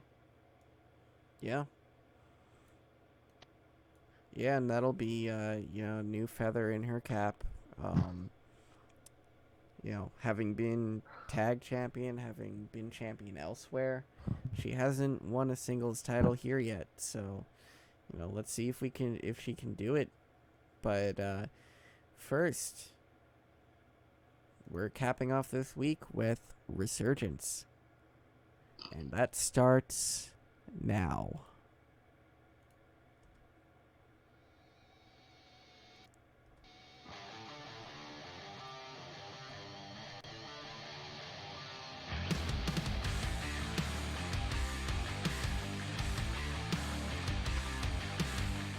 It's time to look me in the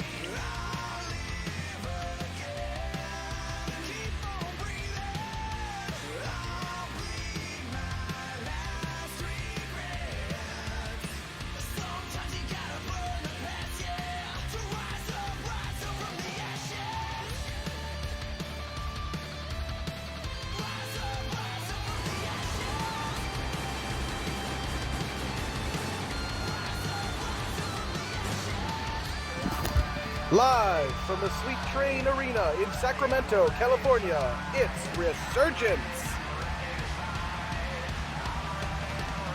And here we are kicking off Resurgence with more women's action. Adeline Ward versus Alice Fateburn, formerly known as Black Alice.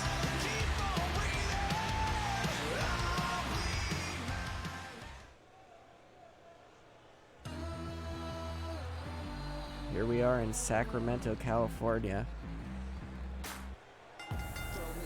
Ladies and gentlemen, this match is scheduled for one fall. Making her way to the ring, Adeline Ward. There we see Adeline Ward with her golden ticket. She can cash in at any time for a women's title shot.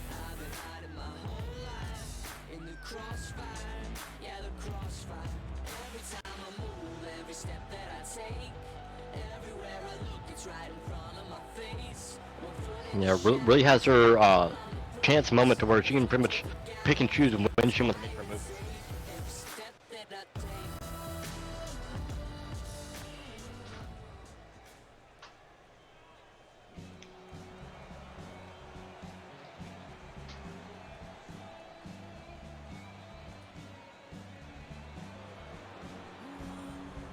Black Alice Fateburn.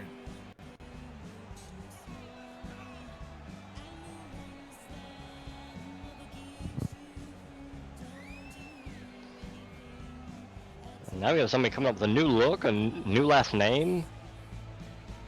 But rest assured, that is Alice.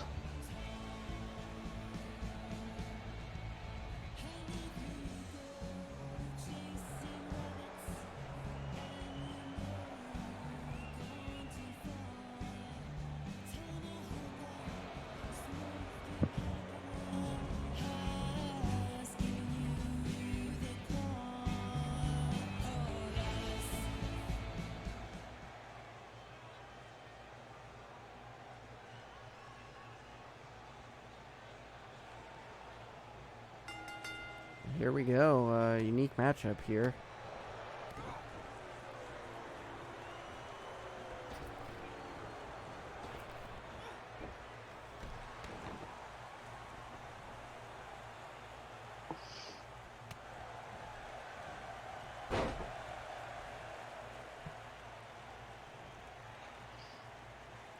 Oh, just using that leverage, choking the life out of Alice.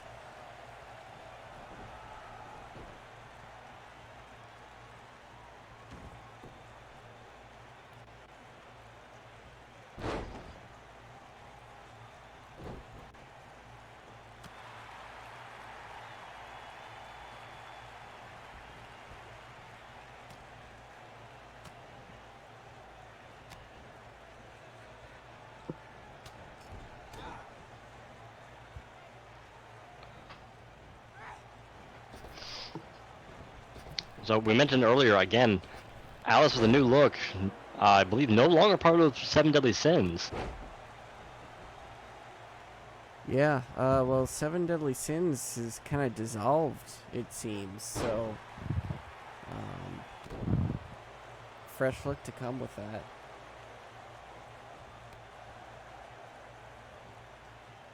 Yeah, and if I recall, also now on her own, Orchid, I believe, having been traded over to Retaliation, but has not yet to be seen. Yeah.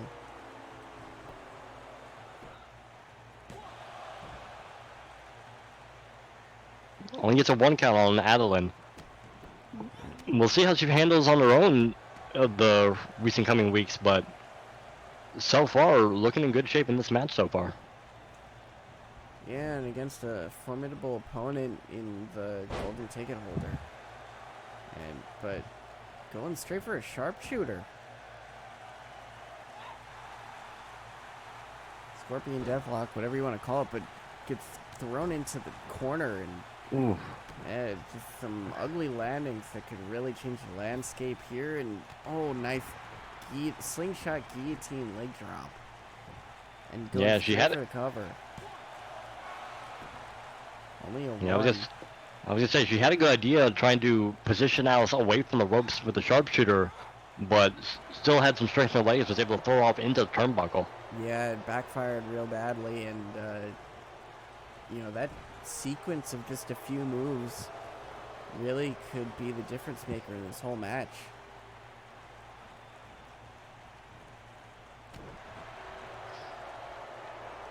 Oh.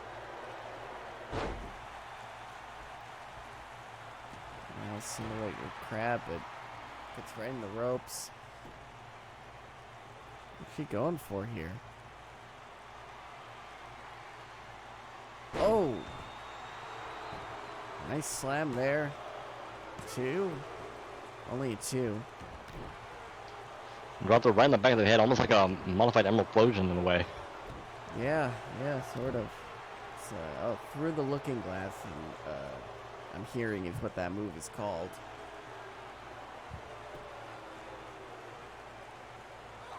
Trying to slow the pace of the match down a little bit. Yeah. Alice remaining in control. Nice knee in the corner. And could she be going for it again? Oh, and that slingshot guillotine leg drop just deadly to the throat.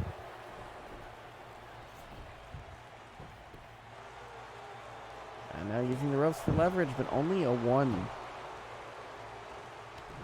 Yeah, it's a nice trick, but the problem with using the ropes is that it takes your weight off of your opponent, gives them a little bit more room to move around if they have the chance to. Yeah.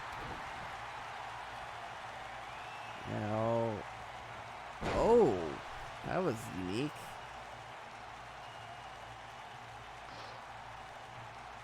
Almost like a spinning suplex in a way. Yeah, no, it didn't quite get the flip on it, but almost more deadly, driving her down on the neck.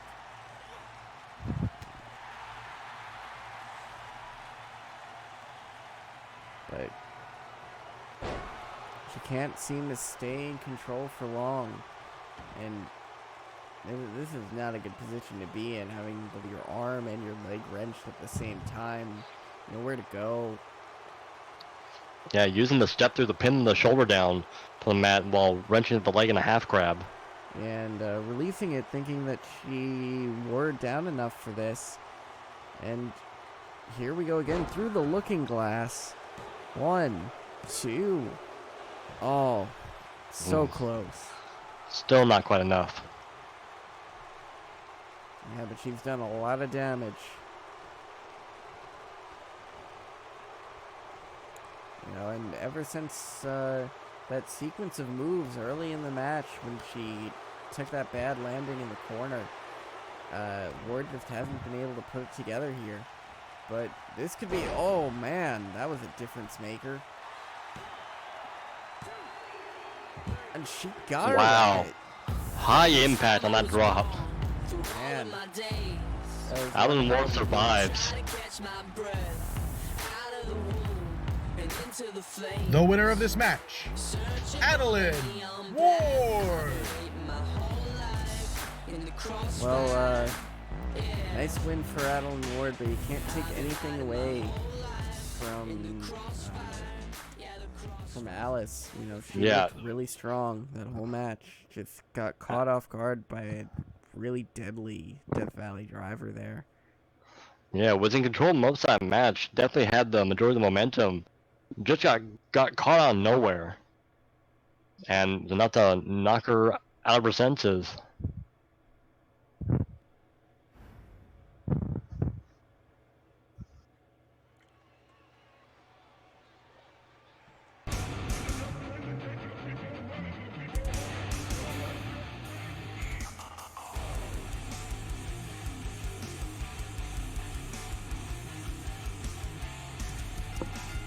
Ladies and gentlemen, this match is scheduled for 1 fall. Accompanied to the ring by Bella Angel, Titan. And there are few men in RWR as tough and as stocky as Titan. You know, it just delivers so much punishment So much power. So much aggression.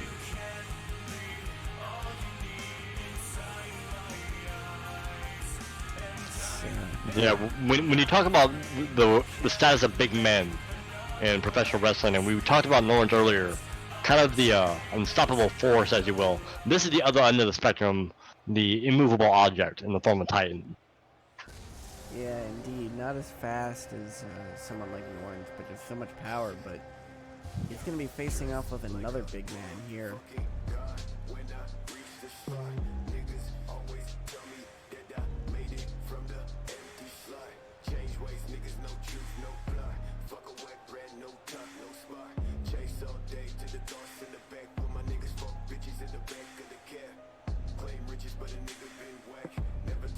Making his way to the ring, this is Murphy!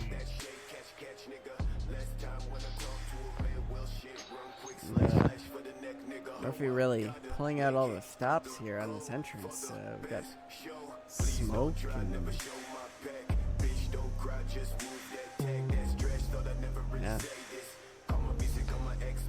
Yeah, try to make a name for himself away from the Court of Darkness, and has a chance to do it against Titan. Hasn't really been able to put much momentum behind himself when he was in the television title division. Yeah. Might have a chance now in the Intercontinental division.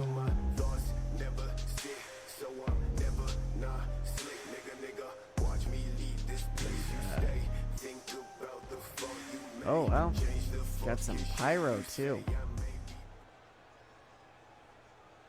Entrance worthy of a world champion there. But Murphy still has a lot to do to establish himself here in RWR. Let's see what he can do against Titan. Ooh, just gets booted right in the face. And then two big freight trains just going at each other, not going down. You can see how much Murphy just kind of dwarfs Titan. Yeah, which is really kind of frightening if you think about it. Yeah, but, you know, Titan's still getting his offense in here. Not letting the size difference be a disadvantage. Using that aggression, and I mean, that's really the difference here, is Titan may be smaller than Murphy, but Titan is one of the most aggressive people I've ever seen in the ring. Yeah, and don't let the fact that he's shorter than Murphy stop you from thinking that Murphy just got manhandled Titan. Titan is still a large man. One of the large. Yeah, and he's just got so much power. So much strength. That, you know, it's, he's not going to be ragdolled by anyone. Not even a giant. Yeah, and another curious note in this match is that Titan still has somebody in this corner, which is Bella Angel. They may not be with Seven Deadly Sins anymore, but Bella's still at Titan's side. Yeah. Yeah, they're still together.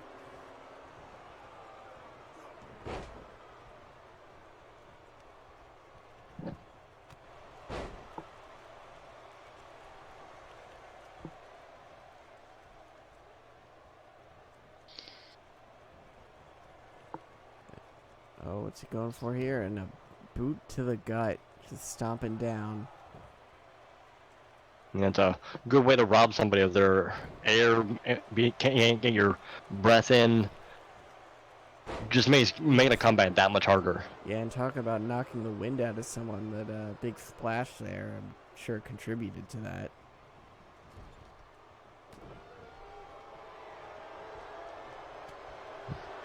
It goes to show not just is Titan a monster physically, but also surprisingly intelligent. Knows that to weaken somebody else, a good way to do that is to rob them of their breath. Oh man, ooh, nasty spinning powerbomb there. Sit out into the cover, but only a 2. Almost trade to Martin Starr there. Yeah. But let's be honest, a powerbomb from Martin Starr and a powerbomb from Murphy is not the same thing. Absolutely not. Martin Starr the current RWR World Champion, something that a lot of people thought would never be fed. But, you know, totally different level from someone like Murphy, who's still just looking to make a name for himself. But when you talk about things you never thought you'd say, you can't look no further than Resurgence's own Cole Rayner. Yeah, both of them, you know, just kicking off their very first top title reigns. And it's going to be interesting to see what both of them do these first months. But, ooh, big back suplex from Murphy. And he's feeling it here.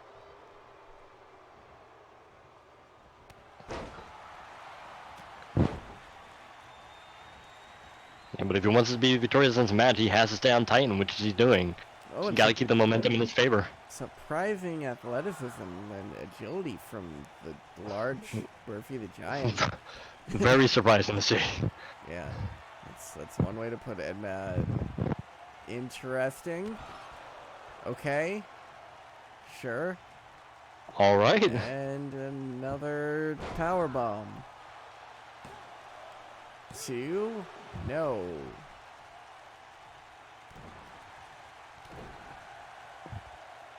I'll just go and say it. Interesting style of offense. Yeah, I guess he took some things away from his time in the Court of Darkness. I don't know. I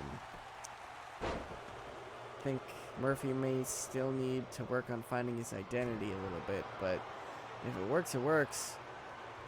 But about to get dropped here. Reverse chokeslam, one of the most dangerous moves I've ever seen. And dropped his face on the apron. Yeah, that had to hurt bad too. Oh, I don't know how he kicked out. Must have just been instinct. But Titan not letting up, calling for something here. And oh, elbow to the face. And Titan fall. Cover. 1, 2, 3. He got him.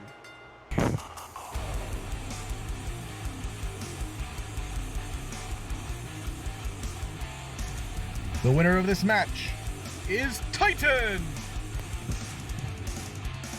Wow, very impressive win by Titan there. Murphy got some good shots in, but didn't quite live up to the hype of his entrance.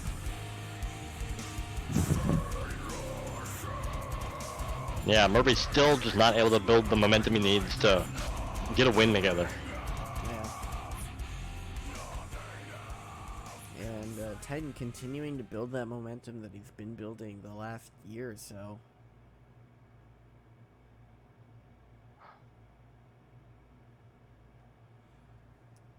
And if you think about it, probably feeling real proud of himself for the way that he essentially ended the 7 Deadly Sins. Yeah, well, we're gonna roll into tag action now with the aforementioned Court of Darkness. Johnny Draco and Kurt Wagner are gonna take on the Terms of Service. The good life. I'm a die of the good life. I'm a die of the good life. I'm an animal. My split's flammable. This is The following contest is a tag team match. Making his way to the RWR ring, Johnny Draco. Johnny Draco, a man with something to prove, wants to live up to the legacy of his mentor, Adam Brown. With some company. Yeah, one of the most accomplished women's wrestlers, not just in RWR, but all of the EWA. Goddess Dawn. Essentially co-leader of the Court of Darkness with Mr. Troop. Seems like she's coming down here to keep an eye on 2 of the junior members of the stable. Perhaps give some guidance, perhaps just see how they do.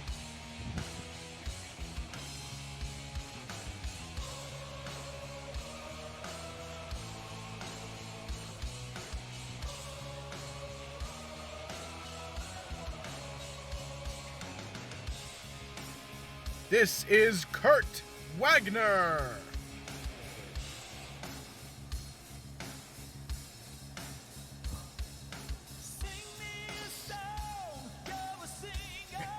Kurt Wagner still an enigmatic figure in RWR, aligned with Court of Darkness last year and has remained a fixture in the group.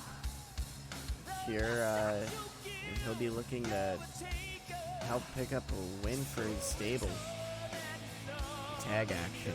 And it'll be interesting to see if these two continue to tag together in the future. Yeah, and it could be an interesting blend of talent together. Wagner, obviously a former multiple-time television champion.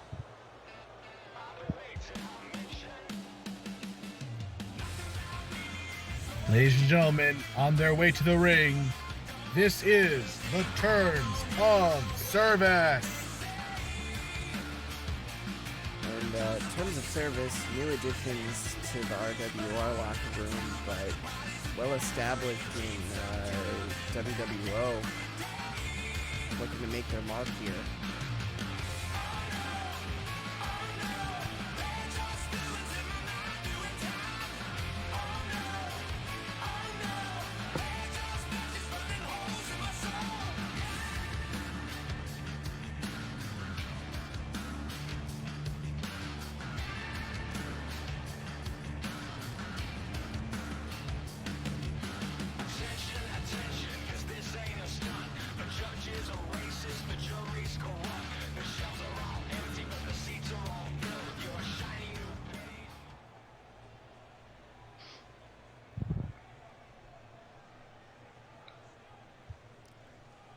Here we go.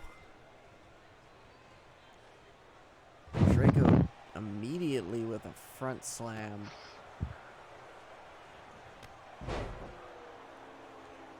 Gets hit back. Yeah, a bit of a tall task for the Terms of Service today. They have quite a challenge on their hands in the form of Johnny Draco and Kurt Wagner. Yeah, but one thing that they do have going for them is tag team cohesion. They have a lot more experience as a team than Draco and Wagner, which kind of still is a bit of a thrown together team. The only thing tying them together is their affiliation with the Court of Darkness. But not only that, they have to remember that there is a third person at ringside in the form of Goddess Dawn, and no one's take her lightly. Yeah, that's very true. She could certainly be a factor in this match, unless she's just observing. You know, it's entirely possible. It can be kind of hard to figure out exactly what the leaders of a group like the Court of Darkness are thinking, what their purpose is at a given moment. But really nice tandem offense there. Yeah, while it's true she might not be a factor physically in the match, you can't deny her experience in and out of the ring, and able to relay that information to her stablemates. Yeah, that's very true. And I am impressed so far with Draco and Wagner working together. It seems like they've, been training together and really taking the prospect of tagging seriously. Yeah, and cutting the ring in half. As I say that, of course, Wagner immediately gets taken down and opens up the ring for a tag. Yeah. But, keeping it in that corner. I'm going to say the game plan is there. Yeah. The Terms of Service need to cut this ring in half, their half specifically. And that's not going to do it, but it is going to do some damage. And Kurt Wagner, obviously the smaller man in this match, has to try and use his speed and technical prowess to get the advantage. Yep. And making the tag. You're keeping up that teamwork. Yeah, lots of frequent tags, keeping each other fresh. Yeah, that's... Ooh, nice spear there. Short range spear. Yeah, just an incredible burst of speed, able to take the bigger man off his feet. Yeah, but he answers with a huge lariat of his own. And oh my god, what a bicycle kick. Oof. I think even Sean Libby might have been impressed with that one. And a discus lariat to follow it up, going for the cover, but the ref's distracted. I mean, you could count to 10 off of that. 1, 2. Oh my God. If Wagner wasn't distracting him there, that would have been it. But that might have been the key. Kurt Wagner was able to get the ref's attention, able to buy time for Johnny Draco.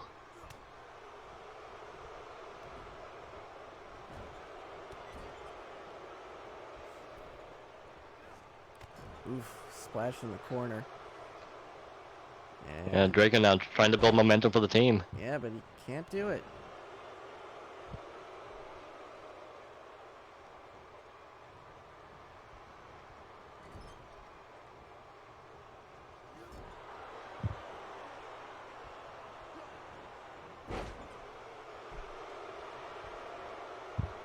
Oh well, take a drink, guys. The ref bump up for and this is about to get brutal. No. Here we go. Oh, Deathplex. That will even the odds in your favor.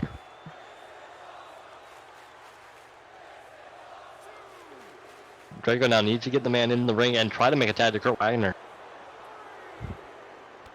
Oh my God. Enziguri to the back of the head. And that is a big man to be getting up in the air like that. Yeah. And more impressive athleticism. That float over neck breaker, which sounded like his ankle slammed into the stairs off of that.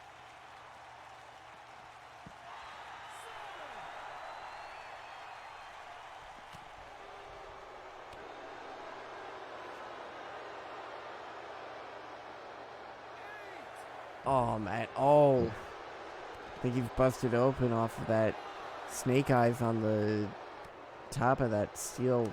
Those steel steps might have hit the corner and sliced him. Yeah, and John Draco is now a broken bottle. Needs to try and make a tag to his partner. And really tempting fate by taking this fight into the court's corner. Yeah. And getting close to the 20 count here. Yeah, up to 15 now.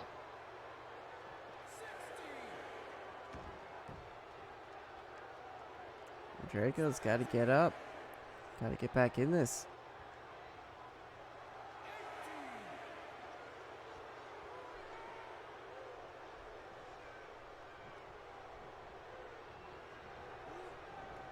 Barely be able to make it back in.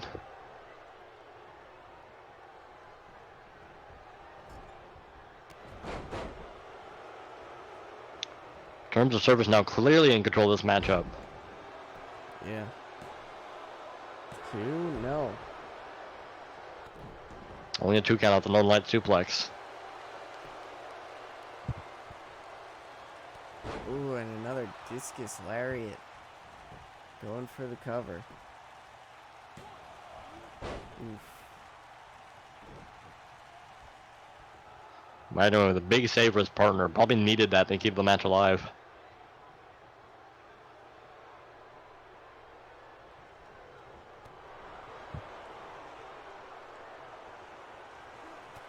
Ooh, an elbow to the face. Just sends him out of the ring. This time in closer to the proper corner. This is the kind of thing that they need to be doing.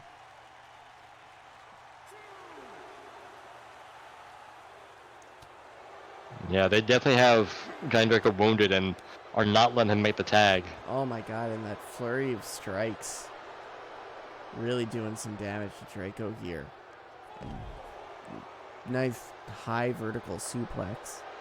Followed Yeah, up. held him up upside down there, let the blood run to his head. Yeah, let him think about it and then just kick the blood out of the head. And you gotta think the longer this my match God, goes on, the dropped weaker him Johnny's gonna get. Just Spike dropped him into a brain buster. That looked ugly. These discus strikes really delivering punishment. Yeah, John Draco is in huge trouble.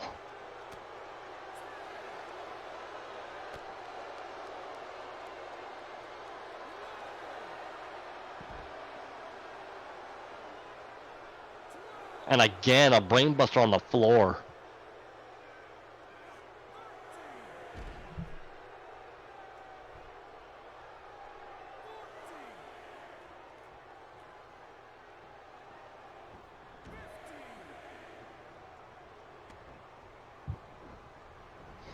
That's back in the ring. Giant Draco makes a tag.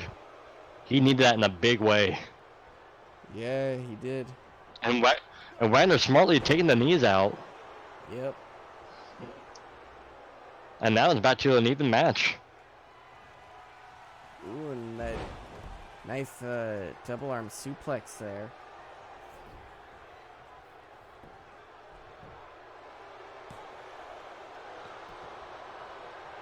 Only a 1. Yeah, the thing with the state that Draco is in, it might be all up to Kurt Wagner in this match. Yeah.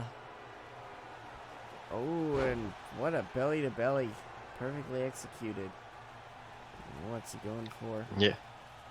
Yeah, he got the arm trap, couldn't break out of it. Oh, and a spear of his own. Goes for the cover. 1, 2. Only 2. Yeah, you gotta think if that had been Draco that had been hit by it, that would have been it.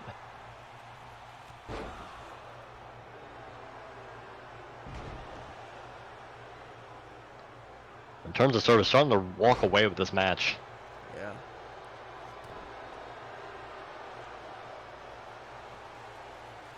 Another belly to belly.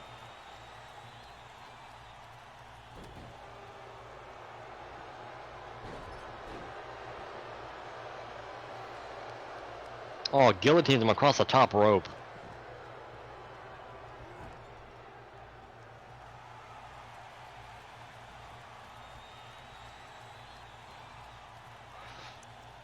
More tandem offense between terms of service. Yeah. That looked like it hurt. 1, 2. Draco breaks it up just in time, and Don's on the ropes. But not really able to get involved. Yeah, ref a bit distracted with Draco in the ring.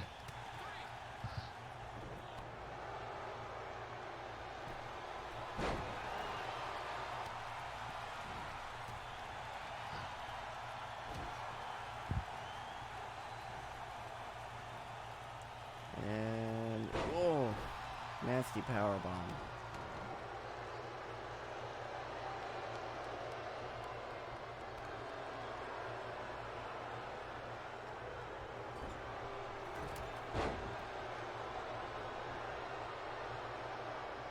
Big splash in the corner from Wagner.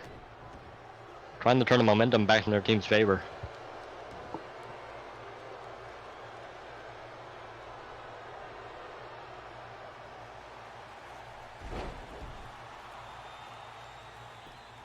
Double underhook suplex. Actually hits the ref with how far he threw him. Ooh, and he got him. Nice. win Actually for the got him Court with of that Darkness. suplex. Yeah. The winners of this match as a result of a pinfall, the Court of Darkness. Yeah, big win for the Court of Darkness there. Over an established team in terms of service. Yeah, a hard fought match. They really had to come from behind in that one, but a lot of perseverance. Draco was actually able to make it back to the ring and break up a pinfall that could have been the end for their team. Yeah, great defense there from Draco. Yeah, and he took a hell of a lot of abuse in that match. And busted over for being dropped on the steps, was still able to call forth the reserves and make the save for the team when it mattered. Yeah, well, back to women's action. Had a lot of that tonight. And continuing on with Paige versus Alexis Riot. Ladies and gentlemen, this match is scheduled for one fall.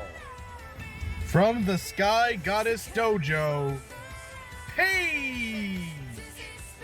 And Paige, Goddess Dawn's daughter, I believe? Am I correct in that? I mean, this is your show. You would know better than I would. I should, but I don't.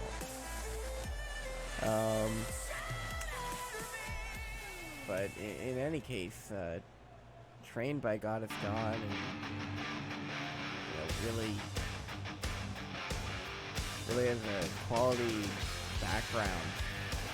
But Riot has, shocked the world with how quickly. Ladies and gentlemen, this is Alexis Riot. Riot's really shocked the world with how quickly she's developed into a women's champion earlier this season. Yeah, you want to talk about the underdog of the women's division coming out of nowhere and managing to capture that title. Yeah, it's really amazing the first year that she's had so far.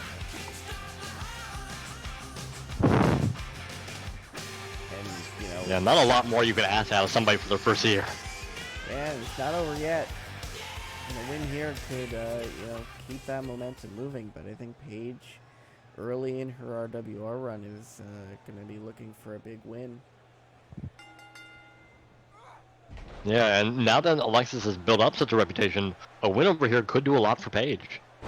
Yeah, it certainly could.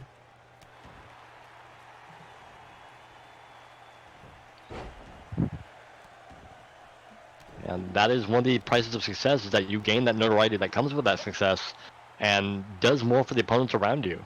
Yeah. Nice Hurricane Rana. Yeah, Alexis Ryan, no use to being at a size disadvantage, but it certainly hasn't stopped her in her career yet. Yeah, certainly not. But, working the arm, that looked uncomfortable. And keeping on the arm, and, you know, that could be a strategy here, although I don't know quite enough about Paige's offense to be sure how useful a strategy that is. It doesn't really play into Riot's typical offense. Yeah, maybe just making a gamble and hoping it works. That's Yeah. the tough part about facing an unknown opponent, is that you don't have any prior knowledge to base a game plan off of. Yeah, but Alexis is just going to have to wing it tonight. Ref gets run over, but, I mean, Ooh, no matter who you he's are... not having a good night. No matter who you are, you're gonna have a hard time fighting if one of your arms is basically useless. And getting the cover here.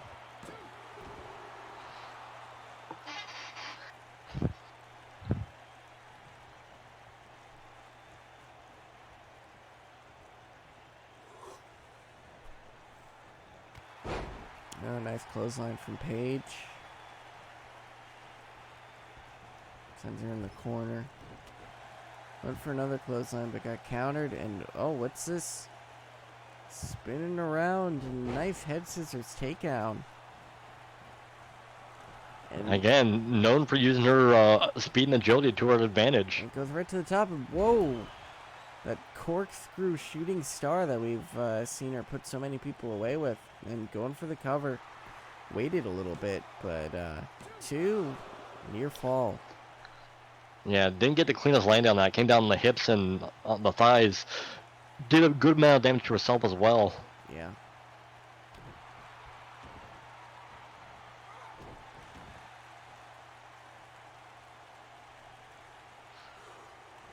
Which it shows her mentality that she's not afraid to use her own body as a weapon to, if it helps her get an advantage in the match. Yeah, well, speaking of that, she's going back up to the top, calling for Paige to get up. And what's she looking for here?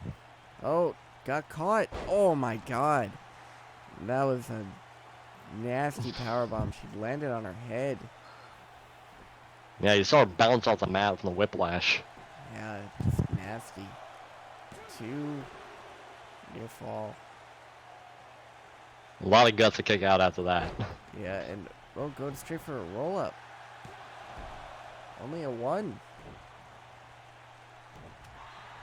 Yeah, ref had to hesitate for a moment to make sure she wasn't still in the ropes. Yeah, Riot fighting back. Trying to regain that momentum.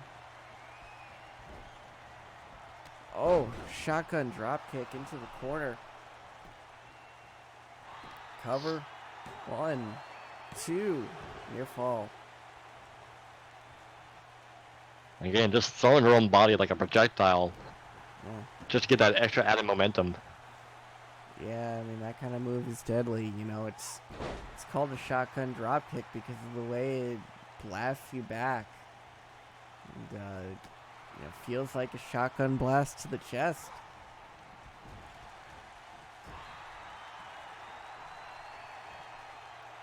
Ooh, Alexis able to get out of the way of that knee lift there. Yeah. Man, that was, I think a Northern Lights Buster or Northern Lights Driver, whatever it was. Did some Dropped it right on the damage. back of her head. Yeah, but only a 2.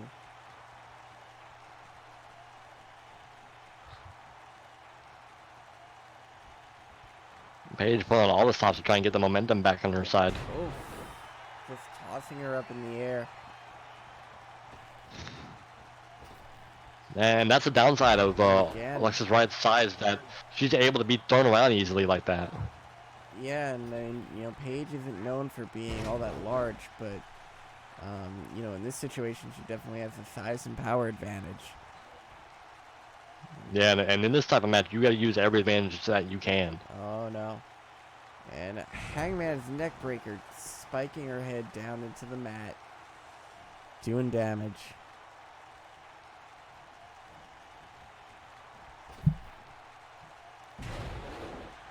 And again, just tossing her.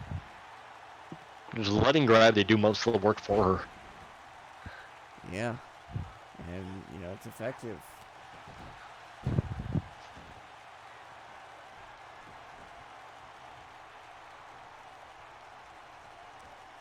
Oh. Oh, man, super kick. Ooh, had her sandwich against the middle turnbuckle. And cover 2. Oh, near fall.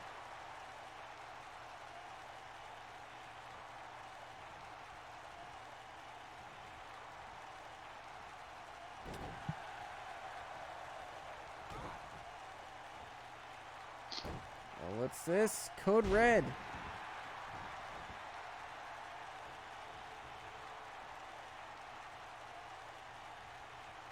High impact offense, but does not make the cover. Yeah. Ooh, another shotgun drop kick. But you got to think, again, Alexis falling on the back of her own head. Maybe taking a little bit out of her herself. Yeah, it could be. And I mean, that's the drawback to this, you know, high risk style, high octane style that Alexis Riot does. And oh, but it might have paid dividends there. Dragging her to the center of the ring. Going for the cover. 1, 2. Ah, so close. Yeah, I think the recoil from that fall took a little bit too much out of her and wasted time trying to draw her to the center of the ring. Yeah.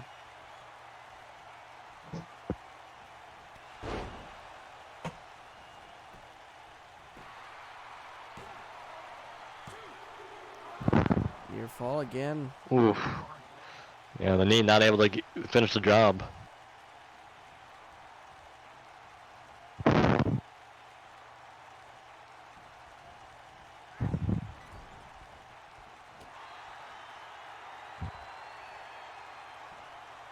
Oh, and another one of those Northern Lights drivers. And Alexis is not going to be able to take too many more of those.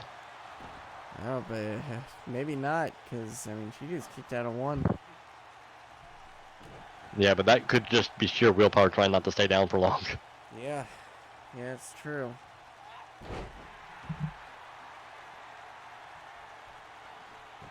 What you Believe me, you can only get here? dropped on your head so many times. Oh. And again, super kick.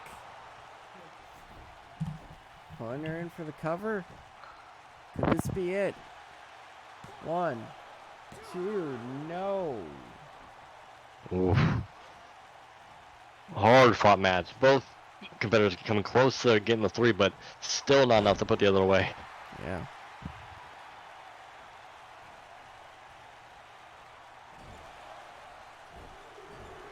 And just slamming her head face first into the turnbuckle.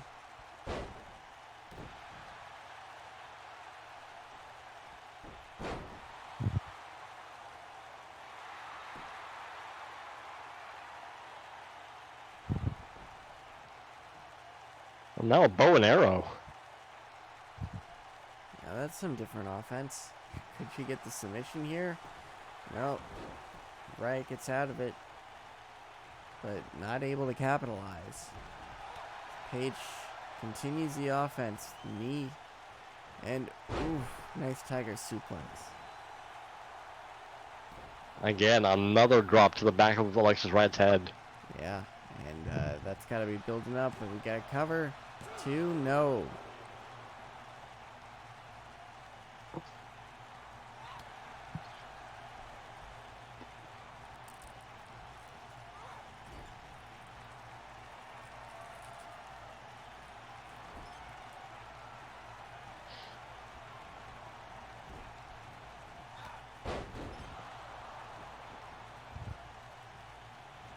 Another drop kick, but again, another fall to the back of the head, and you gotta wonder, when does her own offense come to hurt her back? Yeah, but up top, and just straight splash this time. But again, you see the effect it's having on her. Yeah, every time she does it, she slows down a little.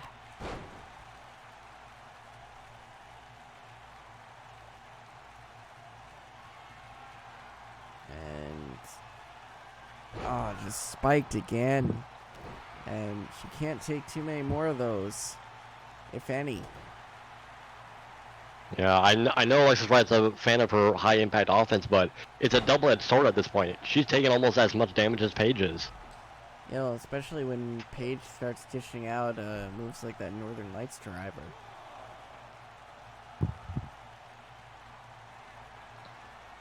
Not to mention a pair of super kicks to the head, both like bouncing off the turnbuckle. Yeah.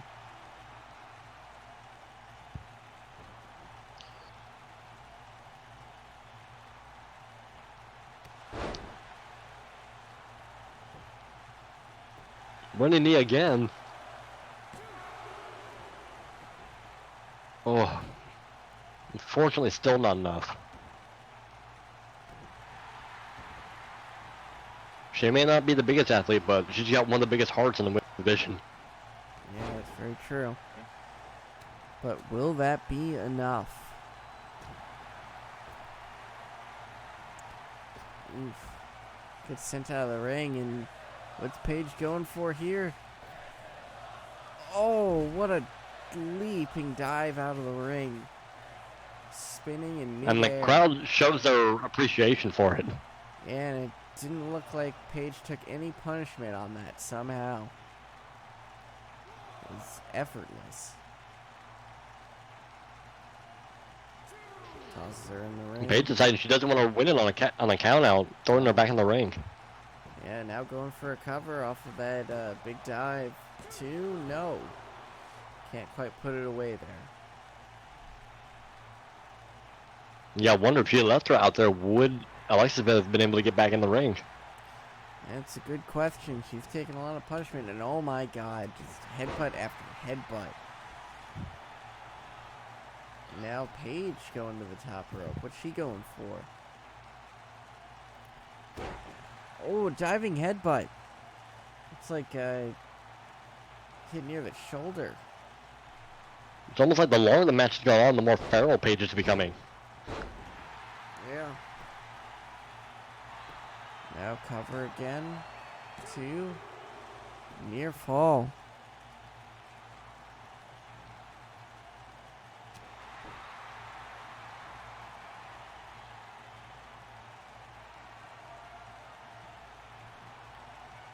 Oh, and once again, that Northern Lights driver. Her head and neck must be just in agony.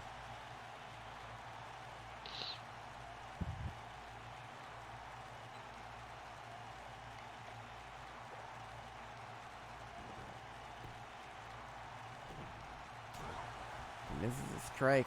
Each one.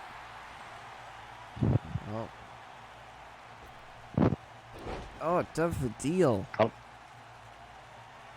Yeah, caught her with a glancing blow that staggered her against the ropes. Yeah, now going for something big.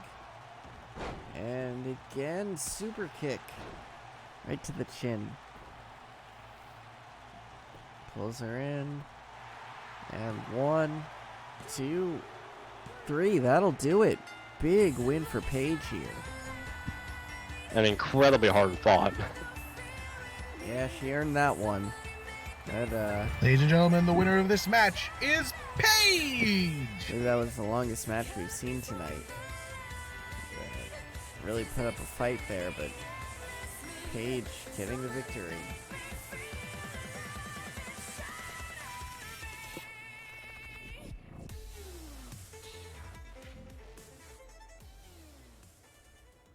And also, nothing to take away from either woman. That was probably one of the better matches we've seen tonight.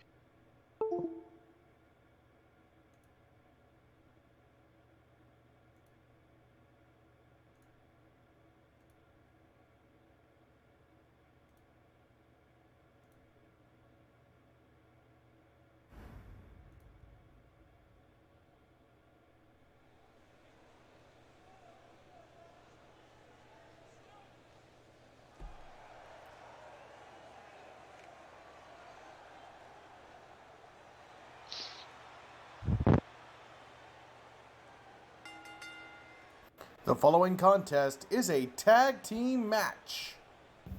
Making her way to the ring, the Women's Revolution Champion, Catherine Isogen. Excuse me. That does not appear to be Miss Sujin. That is, but her theme's not playing for some reason, which is weird because it's in here. I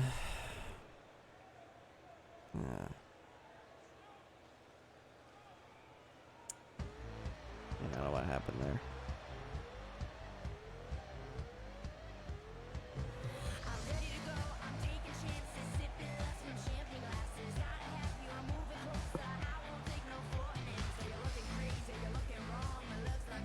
Making her way to the ring, ladies and gentlemen, this is Ellie.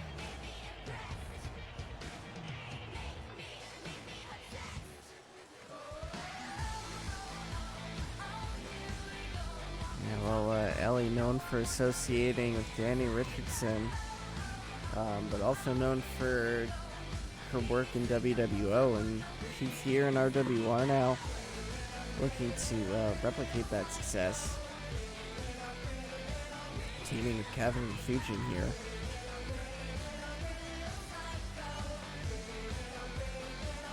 And she has a bit of a tall task in this match. Some experience competition. Yeah.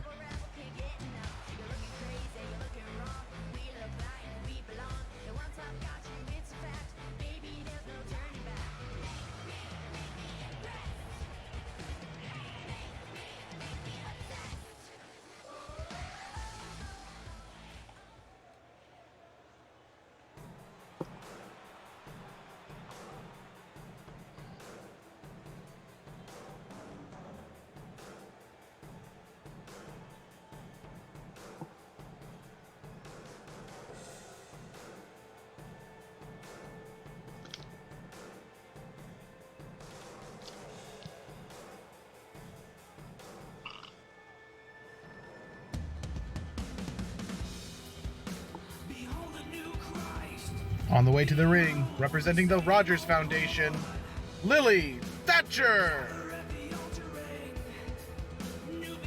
Lily Thatcher, experienced competitor in her own right. Going to be a tall order for Sujin, who is a former EWA Women's Champion, and Ellie facing off with her here. And one could argue, facing off with William alone is quite a task as it is. But then you have to consider the help she has tonight. And that help is on its way, and certainly one of the most accomplished women in RWR and all of the EWA.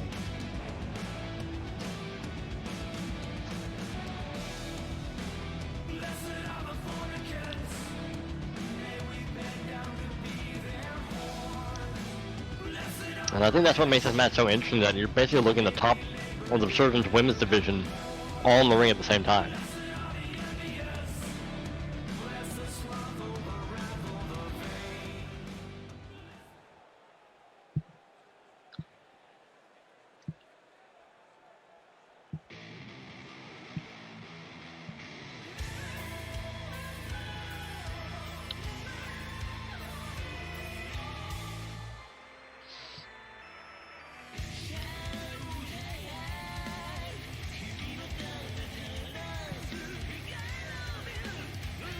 On the way to the ring, representing Kimiko-gun, the EWA Women's Champion, Kimiko Matsui. And you want to talk about top competitors. He's got the symbol of it right there, the real EWA Women's Championship. Worn proudly around her waist. Kimiko-gun, one of the most decorated women's competitors in RWR, now the EWA Women's Champion. Also the THW Empress Champion. Yes, do not be fooled by Miss Hope Rochester's antics. She is not the champion. You're looking at her right there. Yeah. Yeah. Looking to do some damage tonight. Her and Lily Thatcher definitely not a team to be trifled with.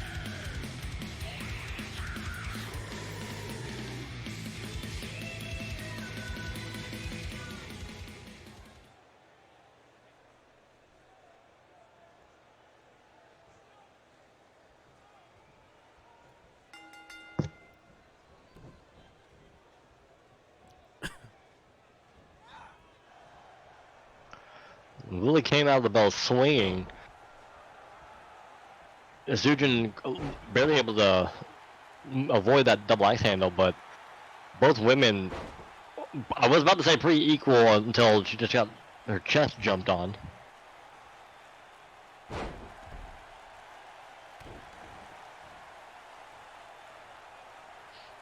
And again, you look at some of Resurgence's best in the women's division. Oh, you know, Sujin no slouch, former EWA Women's Champion in her own right. The first one, I believe. Yes. And it's really, in many Now ways, wrenching at the head and neck. in many ways, this is two RWR staples versus two women who are more known for their work outside of RWR and other EWA groups. And the Sujin raining blows across Lily's back. Yeah, just the damage I must be doing. Now follows up and just a series of knees to the back, culminating in that reverse DDT.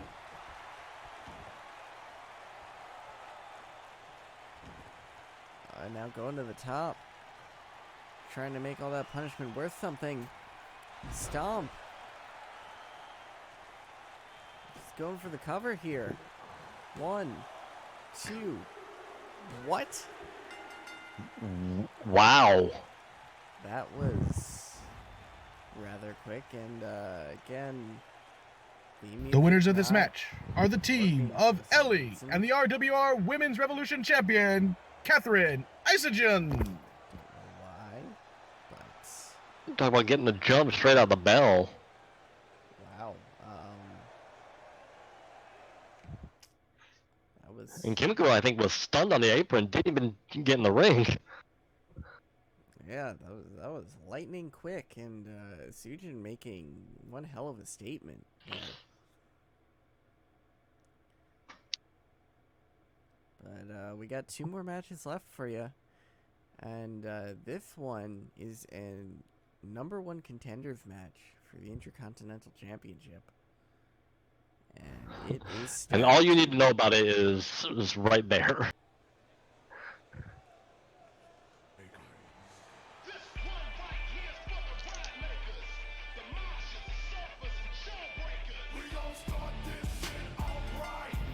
The following contest is a triple threat match. The last person remaining will be the #1 contender for the RWR Intercontinental Championship.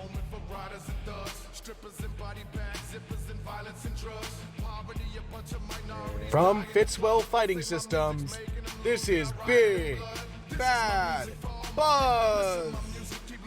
They're a few men more dangerous in the ring than Buzz. And his viewers that are more dangerous in a cage. He's not just big, he knows how to hurt people. He likes hurting people.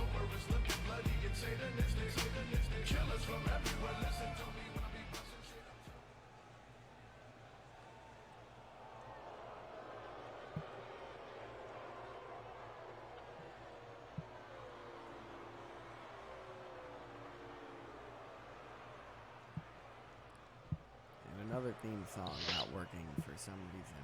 I don't know why. On the way to the ring, from Romania, Corden Ganea.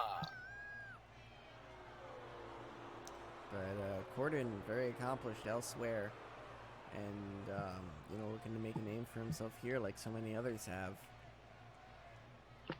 Also, the only person to beat Buzz in KDF rules.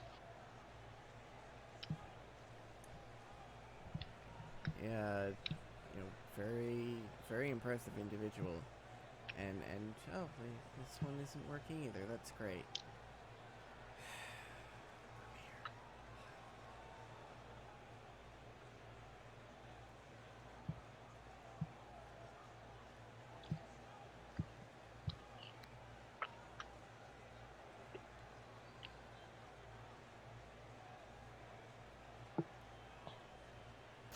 Now making his way to the ring, Lionheart.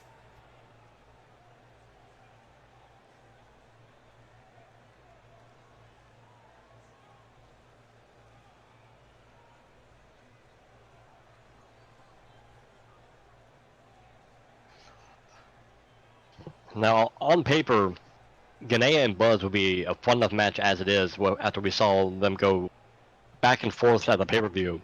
But then you throw in Lionheart in the mix, and it becomes anybody's guess as to what could happen. Yeah. Yeah, it's definitely an interesting mix of people here.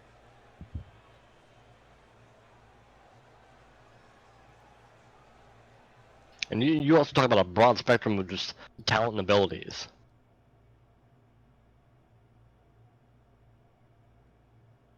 What's happening? Sorry about that.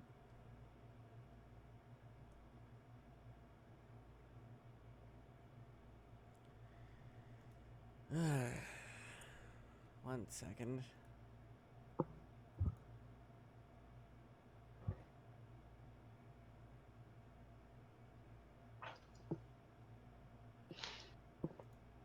Ah.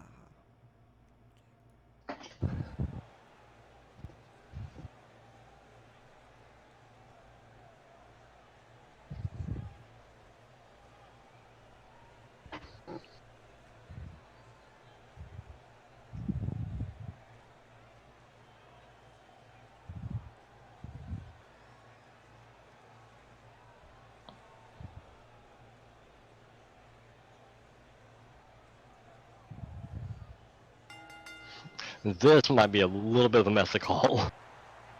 Yeah, but we'll do our best. Yeah, and we see Ganea and Buzz immediately. Well, actually, no, I'm sorry, that's Lionheart taking out on Buzz. Ganea smartly sitting in the corner. Ooh, and kick, but doesn't knock him down. You know, Buzz is a very difficult person to take off his feet.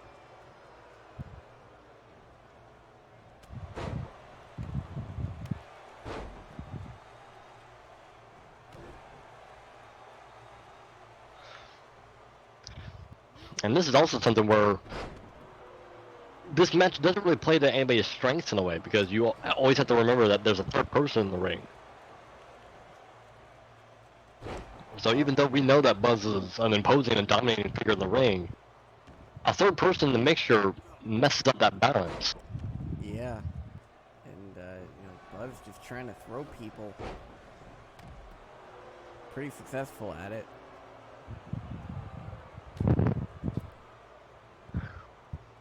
Oh, no. And a decapitator. Nearly taking Ganea's head off. Going straight for the cover. Trying to end it early, but no. Yeah, and you think if there's anybody that Buzz really wants to get his hands on, it's Ganea. Yeah, I think he's still eating away at him, but Ganea beat him at his own game. You know. Yeah, Buzz did win that match, but still losing his own style of match in one of the falls. Yeah, I think Probably hurt his pride a little bit. yeah, I think that now Buzz just wants to get as many wins on Ganea and, you know, do as much damage to Ganea as possible. As he nearly drops him on Lionheart. Yeah. The Lionheart slipping out. And totally misses something there. gets caught for it. He's got an Olympic slam. Yeah, now... Oh my god, what a fisherman buster. Oh. And Kinea, wow, with a really nice slam of his own. Near fall. Yeah, almost sneaking one on Buzz again. Stomp to the arm. You know, Kinea, known for his arm submissions. Smart strategy. I don't know if you're going to get Buzz to tap out. No matter what you do. Might not make him tap out, but it might disable some of his weapons. Yeah. Buzz is a very arm-based fighter. You know, he's not known for his kicks. So if you take out the arms, you do neutralize a lot of his offense. Yeah, especially that screwdriver pile driver that he's been known to finish people off with. Fights out of it, but I think he has been weakened a bit. And now double team, smart move by Lionheart and Kinea there. Now they're going after each other. Yeah, you have to think that Buzz is the biggest threat in this match, and so you want to try to focus some attention on him. Might not be the best time to strut your stuff, though. Yeah, they should have stayed on him instead of immediately going after each other. It's, Lionheart just demolishes Kinea with a clothesline. Just runs into Buzz and gets knocked over. Yeah, I don't think that was even Buzz throwing a punch. That was just mass. Yeah, I don't think he was even trying. Kicks it back and calling for something here. Just waiting for Lionheart to get up. And oh no. Screwdriver. Oh, I mentioned it earlier. But Kinea not Bounces letting him Lionheart get off the top of his fall. head. He may even try to take the pin for himself. Yeah. But he goes for Buzz instead.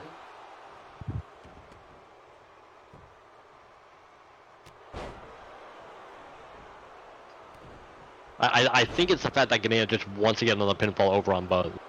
Yeah, I think the two of them are just so competitive with each other. Oh, misses super kick. Gets knocked down. Oh, and runs right into a waiting Buzz. Who knew he was going to come for him. Yeah. Buzz choking. Doing what he can here. Kinea going for a cover in the corner, but only a one. And what's he calling for? This could be a big move. Got the arm hooked. And excellent technical prowess, but saved. Gets him into a Kimura locked. Buzz saved by Lionheart. That's surprising. Yeah. Now cover on Lionheart off of that reverse DDT and Almost. whoa. Eliminates him and now a cover on Buzz too. Wow. What? Oh, wow.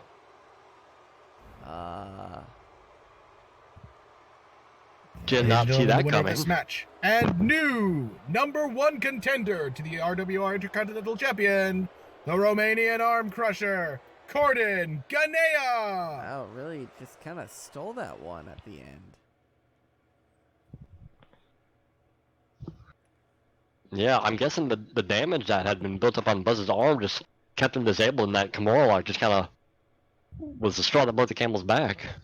Yeah, I guess he just didn't have the strength to kick out. But that was surprising, those two in a row. But now here we are at our main event. And yeah, your eyes are not deceiving you. We have a title match on Resurgence, and it is not the Go Home show, and it is not for the TV championship. Ladies and gentlemen, this matchup is scheduled for one fall, and it is for the RWR Intercontinental Championship.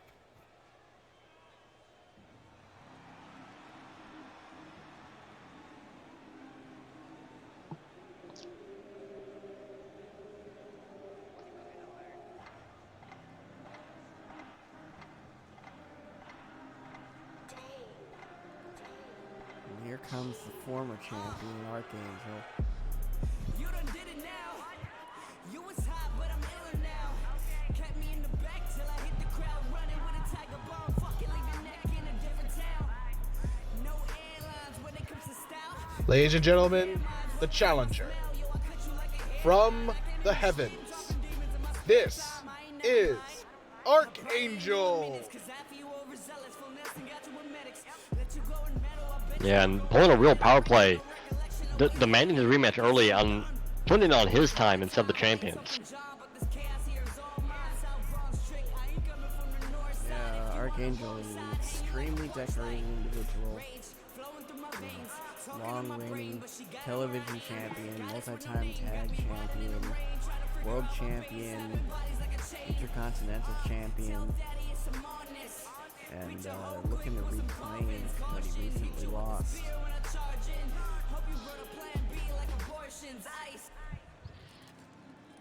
And you gotta wonder how much that plays into the champion being forced to defend his title again so soon. Yeah, it's you know, Archangel exercising his right to a rematch very quickly, not waiting for the pay-per-view, not waiting for Inferno. Wants to just get it done tonight.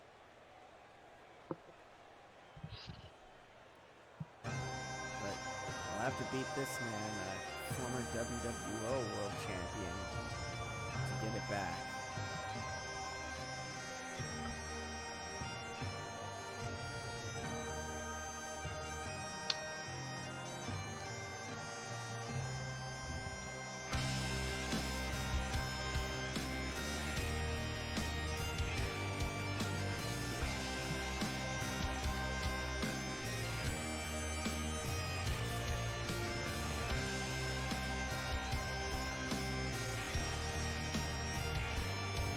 Ladies and gentlemen, the Intercontinental Champion from Scotland, Travis Sanders.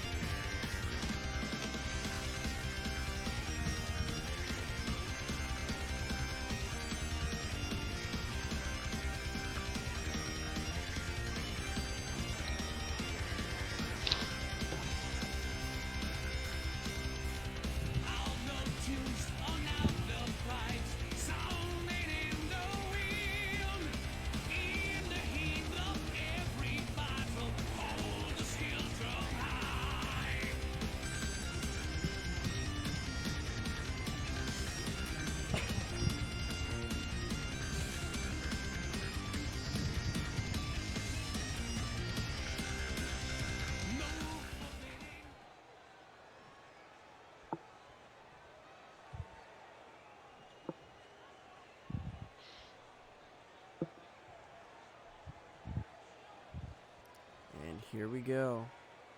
Match for the Intercontinental Championship. Very prestigious, coming off of DJ Kraft's legendary reign.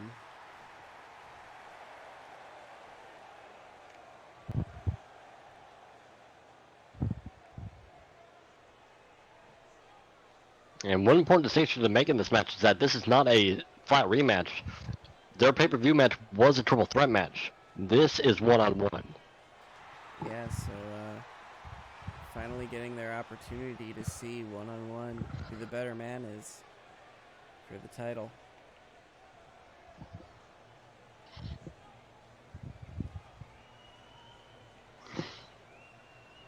So I have to wonder, who has more pressure? Is it Archangel, who lost his title in the triple threat match and demanded a quick rematch? Or is it Travis Sanders, who just won the belt and now has to defend it one-on-one against a guy like Archangel? Yeah, I mean, you definitely don't want to be a 2-week champion.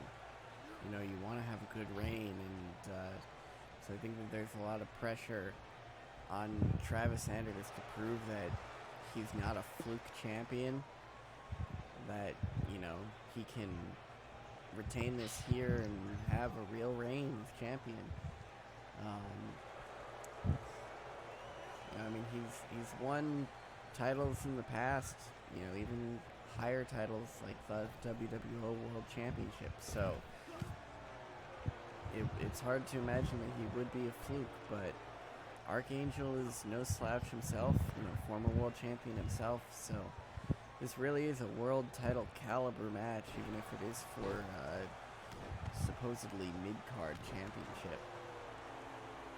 Yeah, and the thing about that is that, considering the reign that was held by the champion previous to Archangel, that was anything but simply mid-card. Yeah. Yeah, so... It really makes you look at the Intercontinental Championship in a different light. Yeah, definitely some top competitors going for it, as evidenced by this match. And, you know, both guys have a lot to prove.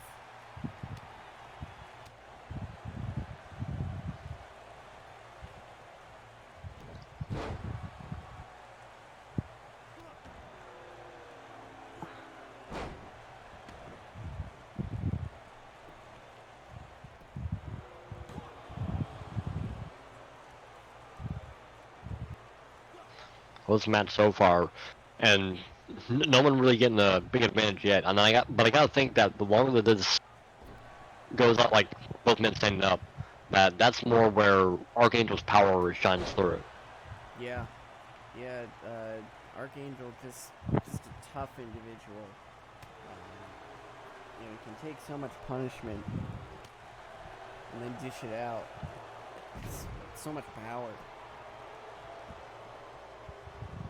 And I think that's what Travis Sanders needs to do in this match. Is he needs to keep Archangel off his feet and make sure he stays out of that full Nelson.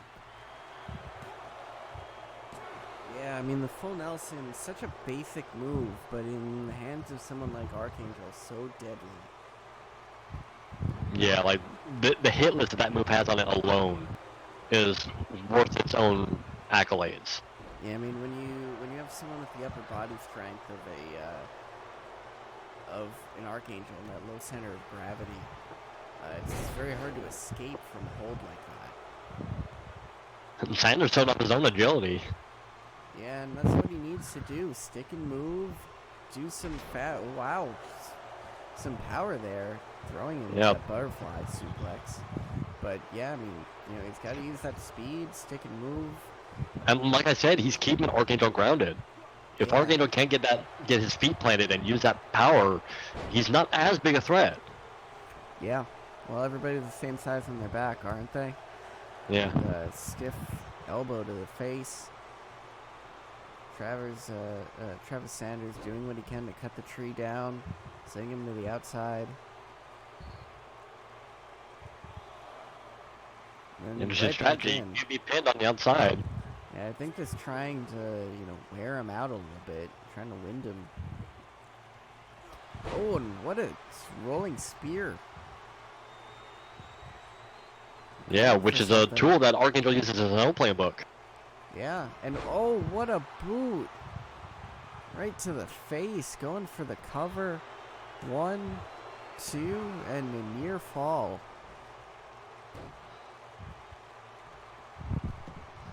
So far, Travis Sanders doing just about everything he needs to stay in control of this match. Yeah. Yeah, it seems to be working out well for him. But, you know, Archangel's getting some offense, and oh no. Tiger Bomb. And wow, and he pulled that out of nowhere. That's a move that you don't want to let Archangel do, because this is what usually follows. Going for the spear, and oh, counter with a DDT. And a spear of his own. Big turnaround for Sanders. He knows that move very well and knew just how to counter it. Yeah, both these guys favor the spear, so it's an interesting dynamic seeing Archangel have to face someone that uses a spear himself.